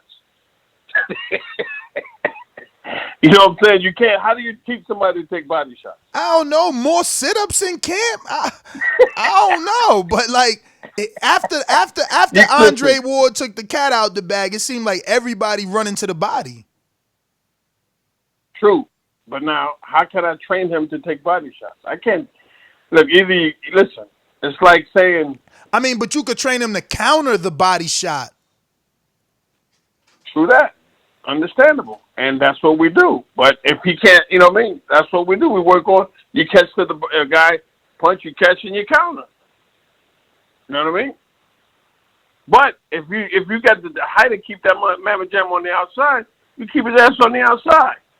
And if he wants to get close, or you make him pay the price. If you make him pay the price enough, he ain't going to want to come inside so anxiously. You know what I mean? You got to make a guy pay the price, man. Nobody likes it to the body. You right There's about only that. one man I've seen take body shots. There's only one man I've seen take body shots. But there'll never be another one like him. And that was Muhammad Ali, man. I mean, he took shots from Joe Frazier that were unfreaking believable. And he withstood them.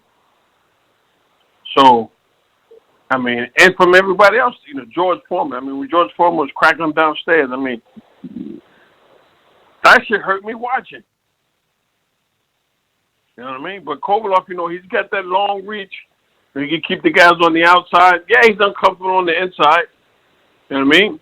So you got to make it where he's comfortable enough to do what he has to do and get the hell out of Dodge. Buddy, last you know what I mean? one. There's some guys that...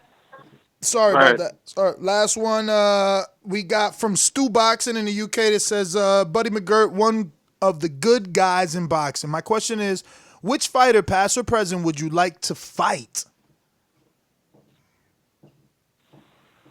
Past or present? He ain't even say Well, train, past, though. He said, would you like to fight? Hey, past, the guys from my era and the era before me, I don't want to fight none of them. Those guys can fight. I ain't gonna lie. You know what I mean? Today, anybody. I mean, listen, I was at the Hall of Fame one year. I was sitting next to a fighter who was a welterweight champion, right? And he's looking at Ray Leonard. He goes, buddy, I'd have beat him. I said, look here, homeboy. You couldn't beat him if you had 2 baseball bats in your hand. I say Ray Leonard would have kicked your ass, man. Oh, buddy, man. I said, look here, bro. I said, look at that man. He'd have kicked your ass. I mean, but I got to leave you with this. I know I got to go soon. I'm at the Hall of Fame one year, and I'm standing with Ray Leonard, Tommy Hearns, and Marvin Hagler. Right? So I had a little cognac in me at the time. So I looked at Ray, I looked at Tommy, and I looked at Marvin. And I looked at Ray and I says, "How?" He's like, "What are you talking about?" I'm like, "How did you beat him? How in the hell?" Man, listen, Tommy and Marvin like they want to jump me. I'm like, how? How did you? Like, Tommy Hearns' arms come down past his knees. And Marvin is just like a brick wall. I'm like, Ray, how? How did you do it? Speed, man. And they're all great. I mean, I'm like, how did you beat these guys, man? You know what I'm saying? I look at like Roberto Duran. You know what I'm saying? People are like, oh, you know what I mean? In 1995, when Duran was fighting Pazienza, my manager says, "Hey kid, you know, Duran, there's problems with the Pazienza fight. We might get a shot at Duran." I said, "No, you got a shot at Duran. I ain't fucking with Duran. Kid, he's an old man." I said, "Oh, listen, man, that motherfucker still fight, man. I'm not messing with Roberto Duran. You got to be at your rabbit ass mind. Everything I'm getting there, Roberto Duran. At 160 pounds, you crazy? Not Buddy McGirt. No, my mama ain't raised no fool." Man,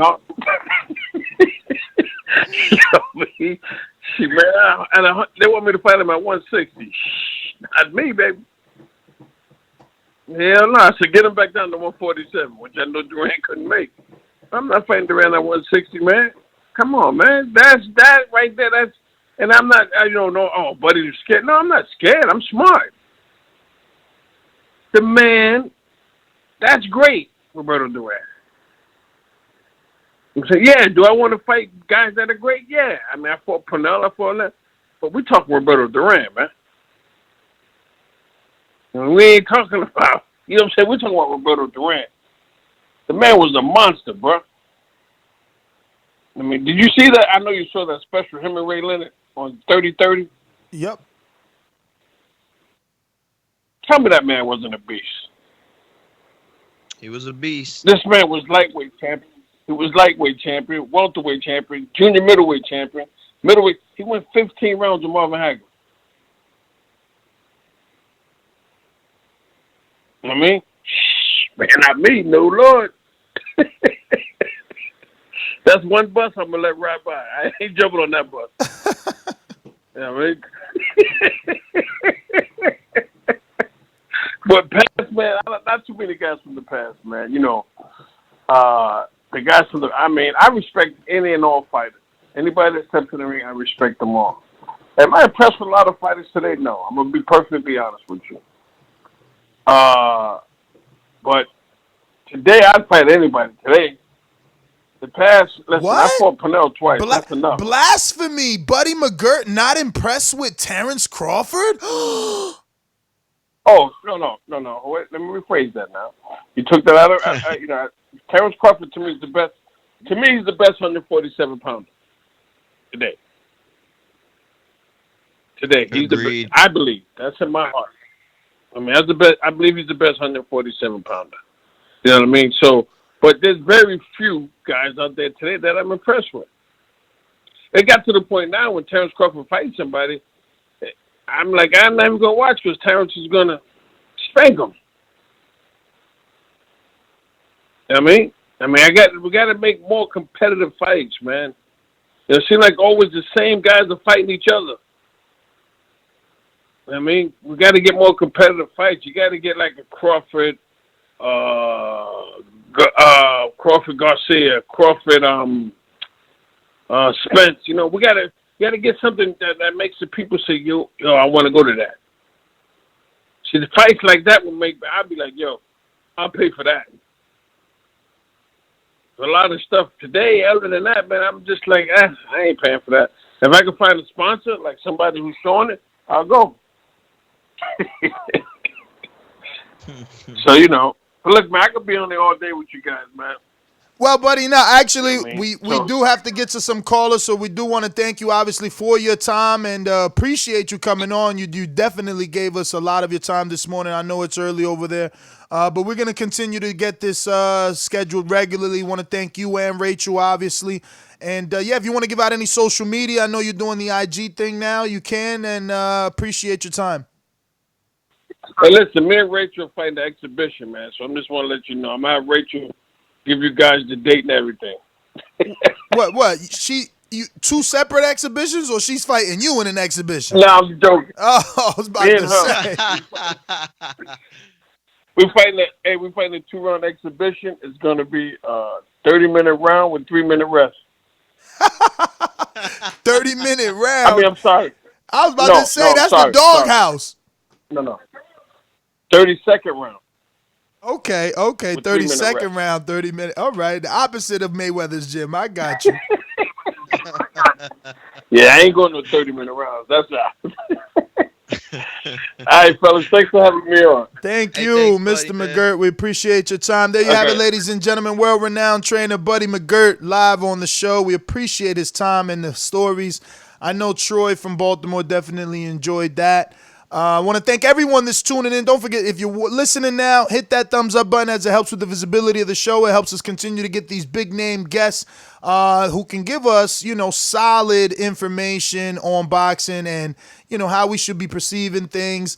And I think he had some beautiful insight on the Wilder scenario and situation, and obviously even Andy Ruiz. Good to hear him willing to take on both as well. I know Andy hasn't made a decision as of yet. Seems like Wilder has definitely decided to keep on Mark Breland. But yeah, overall, great interview from both Lucas Abadi and Buddy McGirt. I want to thank both of our interviews and want to thank everyone that obviously super chatted and showed us some support. We're going to go ahead and open up the lines. First, a quick message from our sponsor, and we're going to go to the callers. You know the number to call in, 1-425-569-5241. Press 1 time. Voice your opinion right here on the Voice of the People hotline. Don't forget, you can also add Nestor Gibbs on Skype to be part of the conversation anywhere in the world. Now, if you haven't downloaded that Skype app, it's free. You can do it on your respected app market, whether it's an Android or an iPhone. Hopefully, you're an iPhone, Androids. I know McGirt,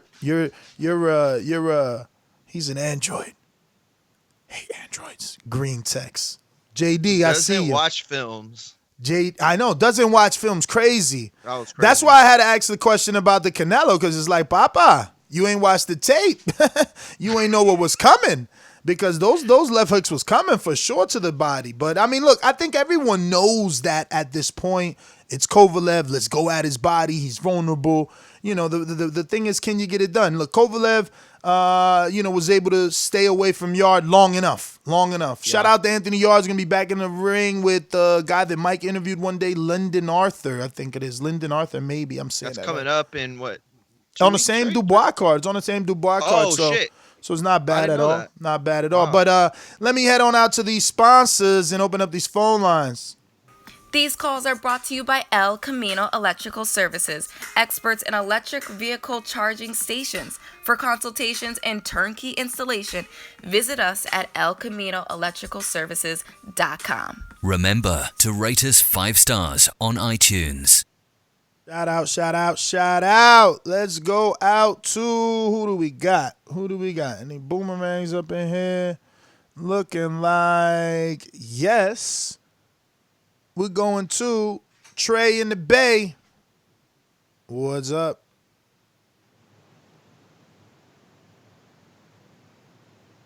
Just listening, Trey. Going once, twice. All good. Going to...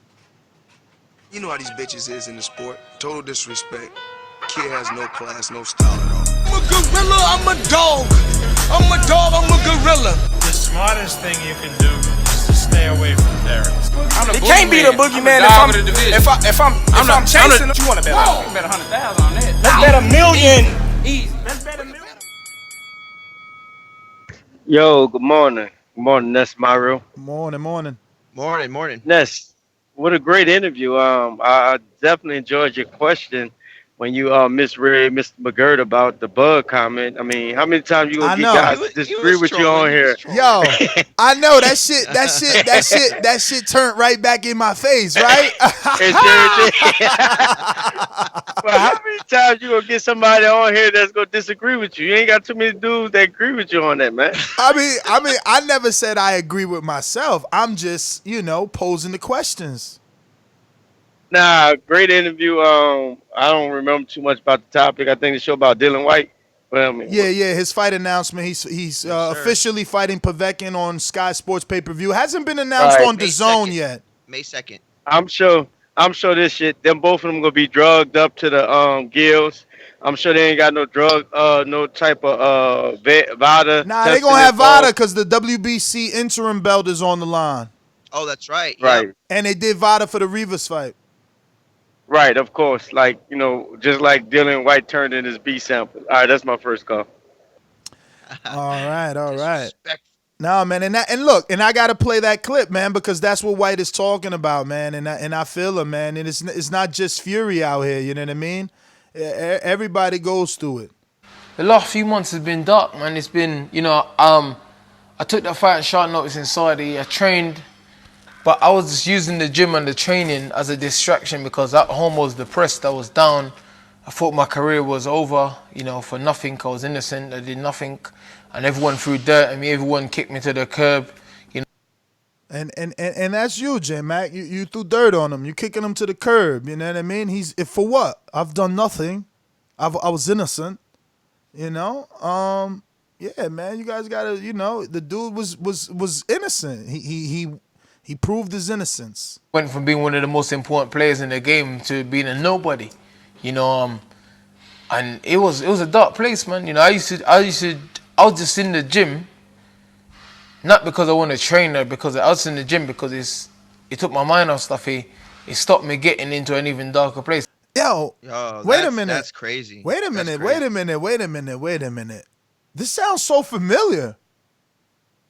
Seems like there was a overweight boxer, Caucasian, that said he needed the gym to stay focused and keep his mind out of a dark place. Nah, I'm Hispanic.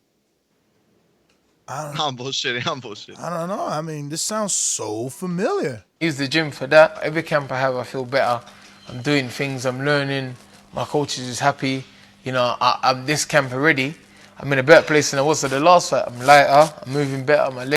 Oh, so he lost some weight. Shout out, because he was pretty heavy in that VOC fight. He's working. So I feel good. I just want the violence, man. I just want to get in there and have it, man. Name dropping. I just want that violence. I love it. Yes, sir. I know, man. Yo, I'm sorry. I don't see how you could dislike this guy. Nah. You gotta be a fan of Dillian Whyte. I just always wanted my Wilder fight, man. I always wanted that Wilder fight. And that wasn't even, I mean, look, man. I'll tell you what. I wouldn't have to ever watch a fight again and just be on Twitter, and I would have all these insights, and they would all be wrong. But it is what it is. People hate on Dillian Whyte on Twitter. I hope we still get that. I hope we still can get Dillian Whyte and Deontay Wilder in the future, because that's a lot of bad blood. We're going out to. They have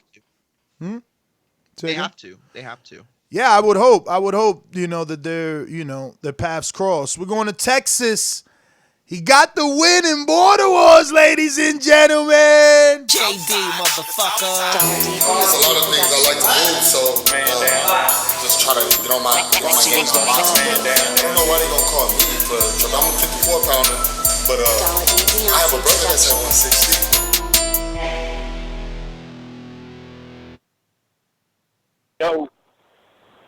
Yo. JD in Texas. Hey, listen, man.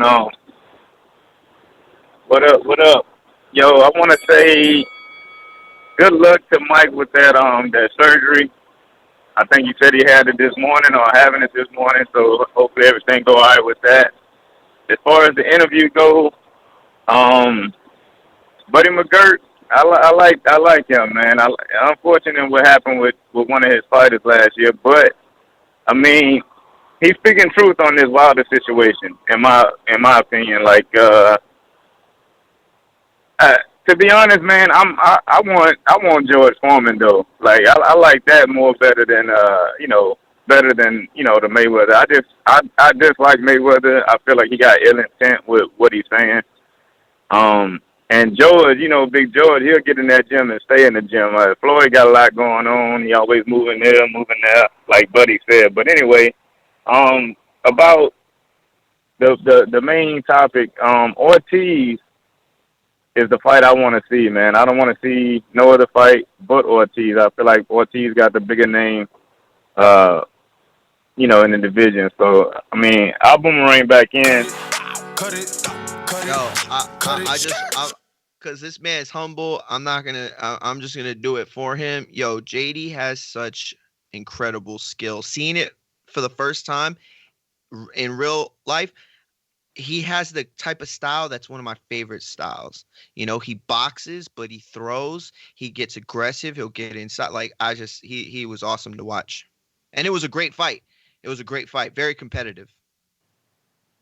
JD, cause I ain't want to hurt your feelings. I ain't pressed the why the fuck you lie. Cause people can't take jokes, you know what I'm saying? So I ain't want to hit that and then stop being my friend and shit. So yeah, I mean, I just tell you what I was thinking though. Josh Ringer, North Carolina, what up? That's what up, Mario. TBV, what it is, what it do is gonna be. Hey man, boxing fans, they gotta get used to Dillian Whyte fighting people we don't want to see for these next two fights because he is not gonna put himself in a bad position to lose that WBC mandatory #1 spot. So he's probably gonna fight. He's fighting Povetkin now, and the next fight might be against, heck, who knows? It's gonna be somebody that ain't worth a damn. Oh yeah, man, and Eddie Hearn, boy, that man, he's a snake, bro. He just went under Sky Sports' nose, bro. I'm like, here comes his own. He don't give a damn. He does not give a damn once he getting that guap. TBV, make sure y'all like, share, and subscribe. I don't think you could be a snake in business, man. If you're making yourself and your company and your fighters more money and exposure, you know what I'm saying? Because what he did is cut Sky to get a network that's universal. 90 seconds. Exactly. He's got a universal network, and he's obviously going to be getting, UK rights fees or a UK check because he was already receiving a Sky Sports check. He's not going to cut that UK check to all of a sudden just keep working with DAZN. He's going to get a UK DAZN check now too, or split, or stock or shares. The Eddie's all in with them.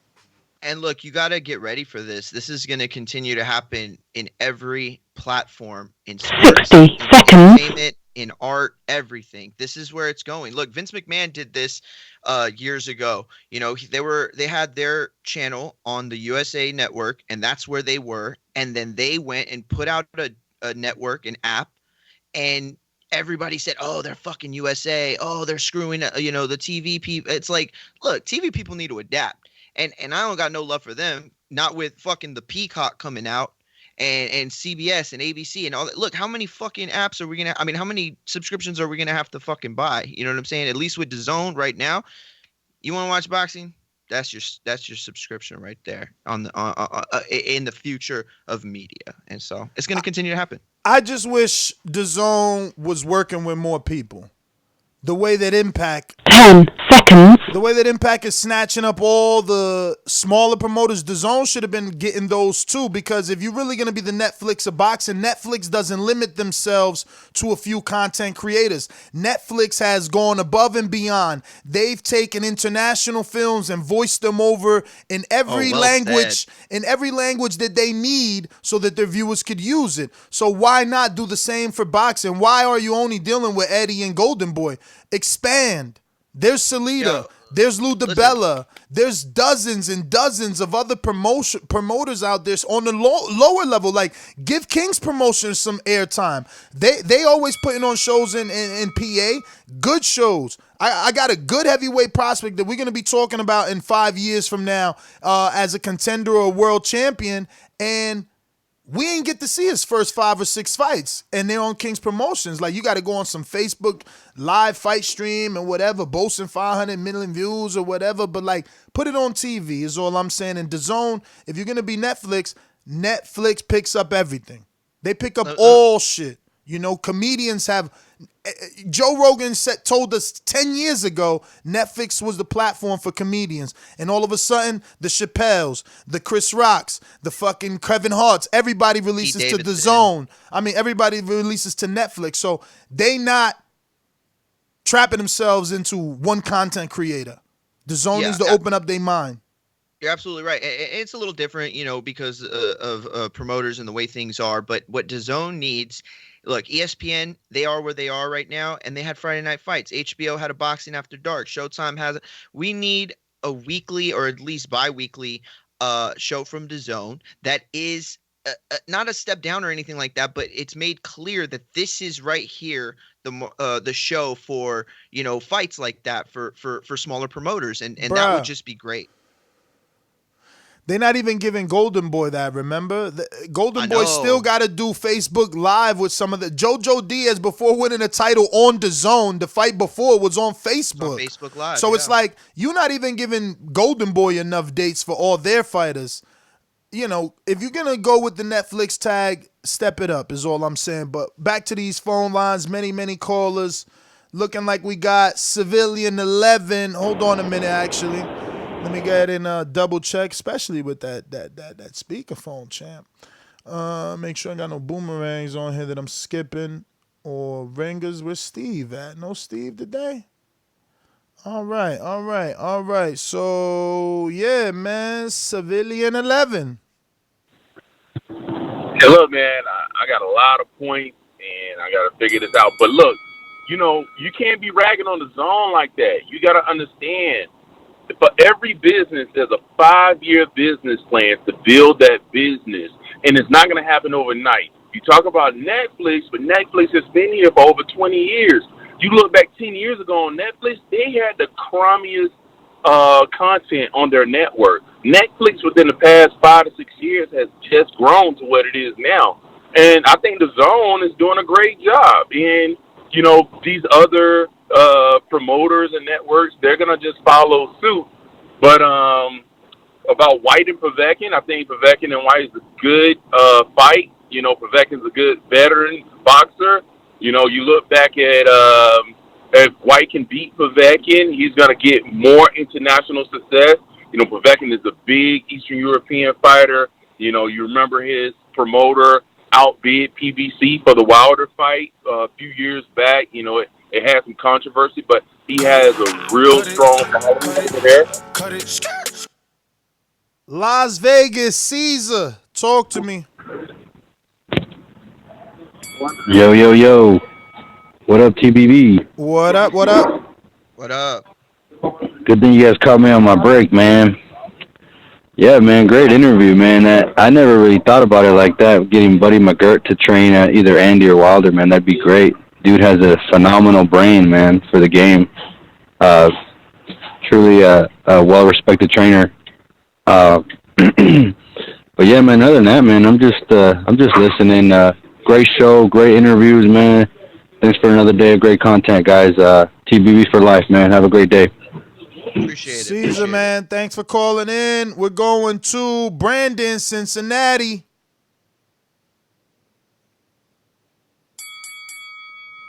Let me get you off speaker, Nestor. Yeah, can you hear me? Yes, sir. Yeah, morning to you, Ness. Morning to you, Mario. Good interview with Buddy McGirt. It's always good to hear Buddy speak, man. He's real knowledgeable. I like the old school trainers, man. They know a lot about the sport. As far as the fight goes, if this was about 5-10 years ago, I would pick Povetkin to knock Dillian Whyte out, but he is older, longer in the tooth. So I'm going to roll with Dillian Whyte, late round knockout. That's my call. Y'all have a good one. All right. Well, Brandon, Cincinnati, thank you for calling in. If you guys are watching this on YouTube, don't forget to hit that thumbs up button. You can do that in the future, the present, the past. Even if you're watching this a week from now, it doesn't matter. The thumbs up is always going to help. It's going to help with the visibility for new listeners that haven't ever watched the show, and it's going to help with the guest list. If you enjoyed the Buddy McGirt and the Lucas Abadi interview, yeah, man, hitting the thumbs up is going to ensure that we get even bigger guests. Now, I've seen someone in the chat say, this is the best interview TBV has done with a trainer so far. I mean, I thought you just said that when Ronnie Shields was on.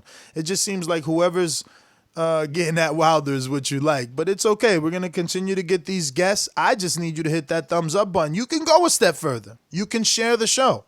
Look, you can share it. You can share it on your social media, Facebook, even Instagram. And comment good things, comment bad things, don't matter. Turn on your notifications. Every single aspect of it helps. But I will say, though, I did hear the Ronnie Shields, and that was a really good interview. But honestly, Buddy McGirt was a really good interview, too. I think maybe even a little better. Not knock on Shields or anything, but, I just thought that what Buddy had to say was great. So I don't think it was a shot at Wilder. Come on, big dog. We got super chats from Dominique, who says, Fury cheated. That is all. Another one coming in from Clippers Game, who says, fire interview. Rod in the 870 says, thank you, buddy. You can tell people never played competitive sports. Everyone ready to jump out the window. Make a minor adjustment and change the game plan. Rod in the 870 coming back with another one. Thank you for the support, Rod. We appreciate it. Remember that all these super chats go to ensure that we can continue to have both these co-hosts on the show at the same time, obviously. We have Rod in the 870 who says, I was the first to say he should bring in Buddy McGirt. 100 emoji. Rod in the 870 with another one who says, Buddy, Ronnie, hating ass Shields, Bud giving gems. Okay, I guess he meant Buddy giving gems or I don't know. Stu Boxing, I read his super chat too, Buddy. It was a question for Buddy. Shout out to Stu for sending in a question via super chat. We appreciate the love. He says, Buddy McGirt is one of the good guys in boxing. My question is, which fighter, past or present, would you like to fight? And he gave you a very extensive answer to that. So shout out to you, Stu, for stirring the pot. Shogun Blaze says, this is the best interview ever, with boxing emoji and a couple emojis of sunglass nerd, I guess. I don't know. Let me see what that zooms into. Can I zoom this? Yeah, it looks like the geek nerd and the scholar emoji, right? With the one what is it called? The optical or something? Oh yeah. I thought that was the peanut emoji or the Monopoly emoji. I'm lost with that. Clippers Game back with another one, says, Buddy didn't want that Duran smoke. 4 laughing out loud emojis. I mean, I hear him, man. Manos de piedra, which translates to hands of stone, champ. And our former pro boxer turned Border Wars fighter, JD, says, appreciate the compliment, Mario. Clearly, Ness doesn't feel the style. Clearly. I mean, listen, champ, a win is a win is a win. Time to go out to. Listen, I mean, look, I can't wait to put those fights out. I'm struggling right now. We're having some minor setbacks, so please don't even waste your calls on telling me to rush. It's audio issues. So I am having sleepless nights trying to match audio from different cameras to give you that's right. some sort of audio, man. So, yeah, I mean, look, it wouldn't be a TBV event if we didn't fuck something up, man. I mean, it always seems to have something go wrong. One day we're going to get to that television promotion, television production level. And I swear to you, we're not far off. The biggest issue really was losing Enrique. Now, we still have dozens and dozens of professionally done clips that we paid a separate production company for. 2 have already been released, and there's about 6 more to go. So that's the plus. We still have that to look forward to. And we will release the fights after massive hours of fishing through the audio to somehow match it up for you. Let me go on out to an alumni caller. in California. Mr. Info Joe. This portion of the show we call In the Mr. Know, Info Joe. presented by my brother.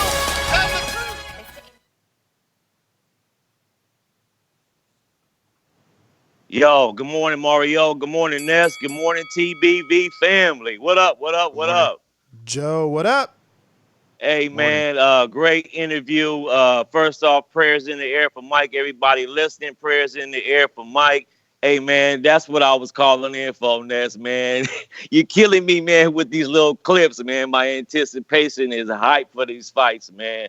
But I know you putting in that work. That's all I got, Ness. I was just about to call you about the Border Wars, man. I'm hyped for it. Love the production, man. And shout out to JD for winning. I was rooting for you, champ. But thumbs up, everybody. Thumbs up, everybody. Have a blessed, no stress day. Shout out to the boxing gods. Peace. All right, we're going out to Boomerang Osiris Boxing. Shout out for definitely becoming a Boomerang and helping support the movement. Again, everyone's patronage definitely ensures that we keep both Mike and Mario here as full-time co-hosts every single day so we can bring you unbiased talk, right? Because I'm the pro-Wilder guy, and somehow you guys all of a sudden like Mario not being pro-Wilder. So let's go out to Osiris Boxing. What up? Thank you. What up, what up, what up? Ness, can you hear me? Can you hear me, guys? Perfectly. All right. Yeah, great interviews. Buddy McGirt is amazing, so I'm glad you had him on. I just wanted to share my 2 pence on something that came up a few times recently. Now, it's not related to boxing. However, I thought I should mention it. The fact that, black people did not support the black fighter or something. I think this is completely bullshit, right? Sorry for the swearing. And the reason I say that is because Mexicans do criticize Mexican fighters. Now, I've listened to Canelo, I've listened to a lot of Latina fighters that have criticized Latinas. It happens. White people criticize Tyson Fury. In the UK, there were a lot of white people who were criticizing Tyson Fury, who simply did not like him. A lot of people still don't like him. It happens across the board. I'm a black person.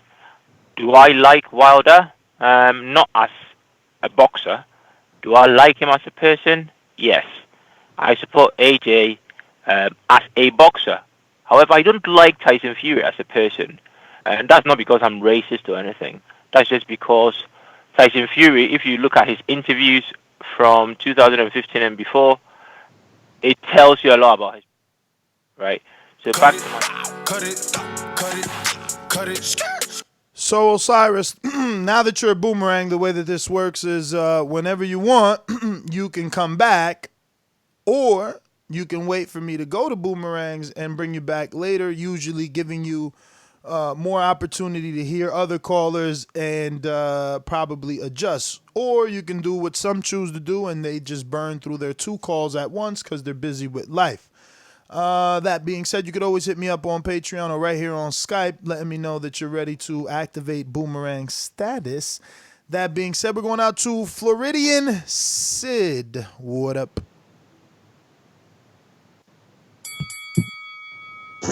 Not much. Shit. I just say everybody liked the video, and shout out to McGirt calling. But shit, I don't got nothing to say today. All right, well, Sid, thank you as always. And yeah, man, I want to thank Buddy McGirt one more time. It was 7:01 when he connected with us, 7:01 West Coast time. Up.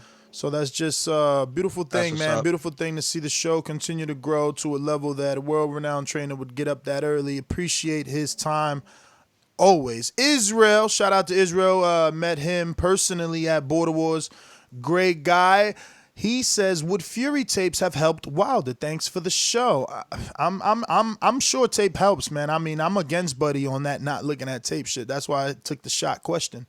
Talking about real quick, I'll say I don't think so. And not in that sense. I'm a big person on tapes. I think that it's important to see. There a lot of times there are vulnerabilities, and you're watching a fight. And when you're watching a fight, you're watching both fighters fight. There's a difference. Watching tape, you're watching that guy react to his opponent. So that's a much different thing. But I just don't think that what happened on that night could not have been avoided beforehand. That it wasn't a lucky punch at all. Zero luck involved. But once that punch landed, what was left was left. That nothing could have been worked on. All right. Let me see what we got here. Looking like we're gonna stay in the Sunshine State, man, because that's where I look to. I have aspirations, dreams, hopes, and dreams of being one day, man. We're gonna go to wrong category, fellas. Here we go. El gran campeón puertorriqueño,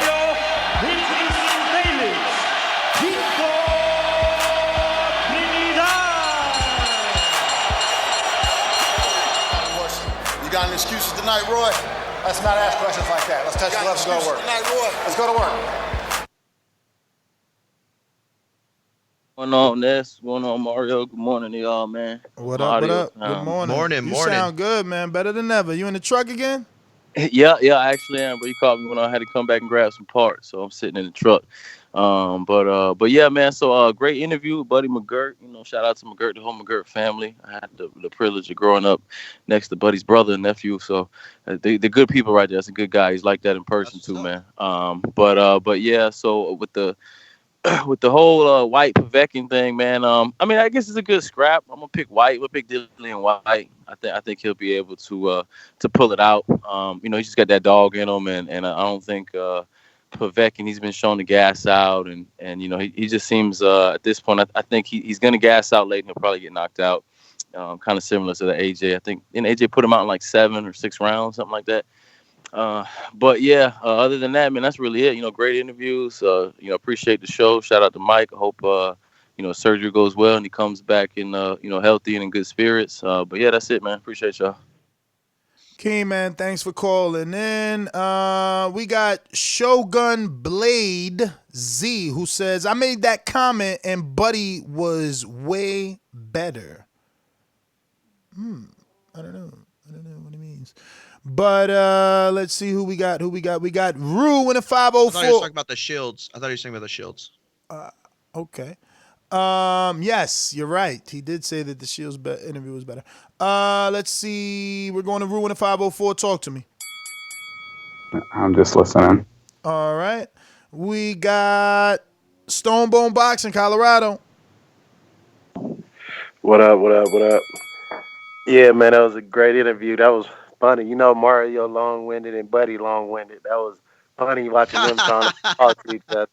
You ever seen a video where they got the Siri talking to each other, the two phones? Oh, yeah, That's yeah, funny. yeah. That's how it sounded. That's hilarious. Hey, Good one.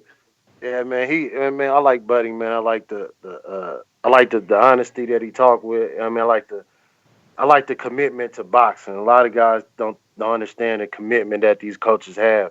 They're in the gym 365 with some of these dudes who ain't never gonna make them no money, but it's just a commitment to boxing. And Dillian Whyte and Povetkin, you're gonna have Vada gonna be snooping around like pros at the All-Star Weekend. You know what I mean? That's what it's gonna look like when All-Star Weekend happen. All the female professionals from all over the country head to that town. That's what Vada gonna be sniffing around trying to test both of them boys. They better test them boys heavy, because I wouldn't be surprised if one of them popped for something in that fight. So I'm gonna probably take Whyte in that. Povetkin is old. Dylan is young. Hopefully he got his mind right. He sounds like a different person. Like he done seen something. And every time you go through something, it make you a better man. I'm a strong believer in that. So you're a black man, so hopefully come out on the better side of that. And I'm gonna catch y'all on the next show.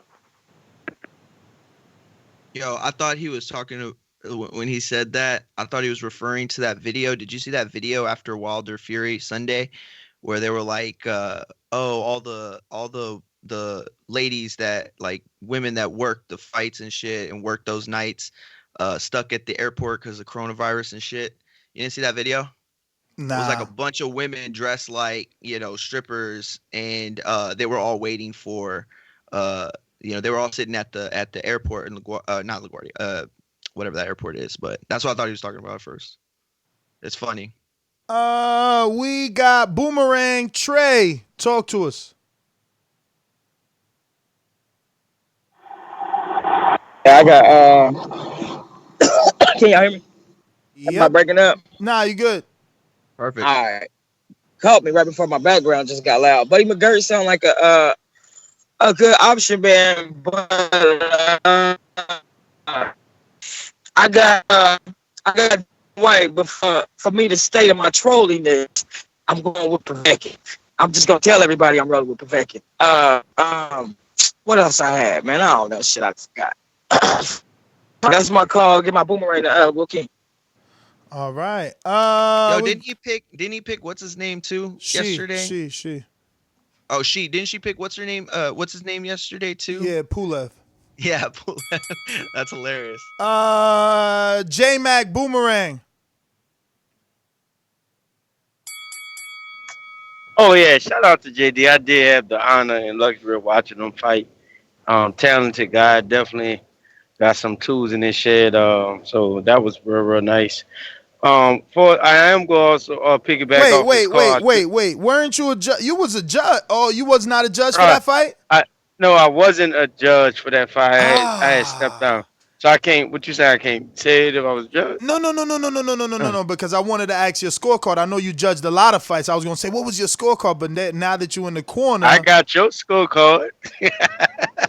Yeah, one of y'all. I judge yours. One of y'all forgot to give me a 10-7. I got 2 knockdowns in the first round. That's crazy. Oh wait, all right. That's what I wanted to ask you. I didn't know. I never knew that you get. I thought you just get a 10-8 round, even though it's 2 knockdowns. Nah, I didn't know it was 10-7. Every knockdown it goes down. If I would have got 4, if I would have got 3, then it's a 10-6. It keep going down. Okay, that's what I was trying to clear up without making a big. Okay, that was me then. I missed it. I gave you a 10-8 round because I didn't know you keep deducting. I thought it just was a clear 10-8 round. But go ahead. What you about to say? No, I just said nah. Okay, but I do like. I want to say that Dillian Whyte and Ortiz is the only fight I want to see Dillian Whyte fighting. If it ain't none of the top guys, that's my call. All right, so yeah, I have been trying to reach out to Breland, man. I don't think he's doing interviews right now. I love Muff Dive, you know. I'm trying to get everybody, bro. Look, man, we trying to grow, man. We trying to grow, and we want everybody on the show. We're going out to Boomerang. Keem, talk to us.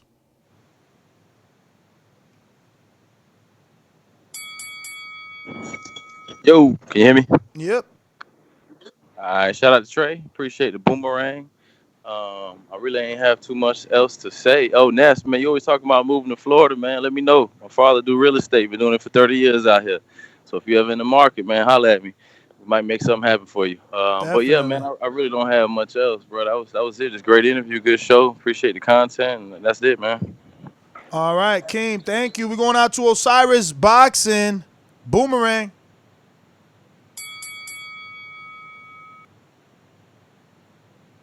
Just listening. You got to unmute, champ. There you go. Can you hear me? We hear you. Yeah.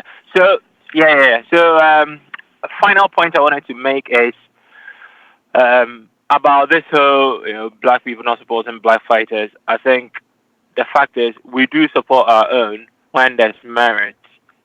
Me supporting your show is an example. You supporting that woman who came on the other day is an example.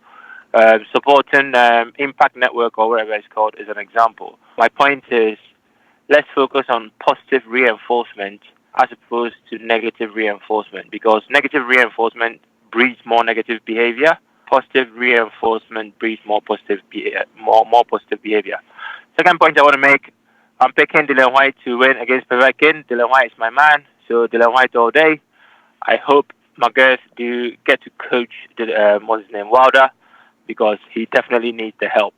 That's my call. All right, listen, I agree with you on everything except that last part, but man, definitely, speaking positively does bring out more positivity. I'm a firm believer, I think in the last, 5 years, I want to say, yeah, damn, it's already been 5 years. Holy shit. 2015, I've been on my karma shit. You hear karma growing up and you're just like, oh, whatever, karma, fuck karma. But it's worked for me. It's worked for me. Just trying to be nice. You know what I mean? And I get what you're saying. If you put out positivity, you're gonna get that back. And I believe I've been receiving that. So I hear you, man. I hear you. And shout out to you, and thank you for the kind words on understanding that is what I'm trying to do. Is have Michelle Rosado, not only because I'm super proud and inspired by her, but also giving her the platform that she needs to promote and support in boxing as a whole, because what she does, her success is our success in terms of entertainment, especially now that she's got the TV deal. So don't forget, Impact Network is absolutely free. You can download it on the app, on Android or iPhone. You could also, look, and I don't get no kickback. I don't even got a link like I do with DAZN. At least DAZN gives me a kickback, you know what I mean? So this is just me loving the sport. But you could get it on ImpactNetwork.com or Impact Network TV, something like that. Google it. It's also on Pluto TV. Impact TV. Impact TV. It's also on Pluto TV. And yeah, man, more boxing for you. And we want her show to do well so that Impact can continue to sign more fights and give us more television, more televised boxing rather. But yeah, I remember it's available on Vudu too. I found it and it is dope. Oh, you on Vudu too? Okay. I was almost gonna download. Not Vudu, Pluto. Oh, Pluto. I was almost gonna download that, but I have no need. Like, it's crazy because I seen someone watching Pluto on Twitter and watching a DAZN fight. I'm like, whoa, does DAZN know that? How the fuck is that even happening? But not my business. Whoa, that's weird. Yeah, it said DAZN at the top, like the watermark. So, but it was like an old fight, Somebody was like, yeah, watching classic fights on Pluto. And I'm like, oh, wow. But anyway, man, yeah, man, thank everybody for tuning in. That's been our morning show. Today is Wednesday, so expect something, man. If there's news, we'll do it. So drop any links you might have of possible show ideas on our Patreon community page at patreon.com/The Boxing Voice. That's PATREON, right? Yes. .com/The Boxing Voice. And just a reminder that while we don't have any more interviews scheduled today, we do have tomorrow. Oh, yes. Jeremiah Milton. Heavyweight. Dulani. Heavyweight Jeremiah Milton. Yep. Dulani. And Teofimo Dulani Lopez Minge, the round welterweight. out. Dulani Minge, yes, welterweight. Sorry, I should be telling her the full description.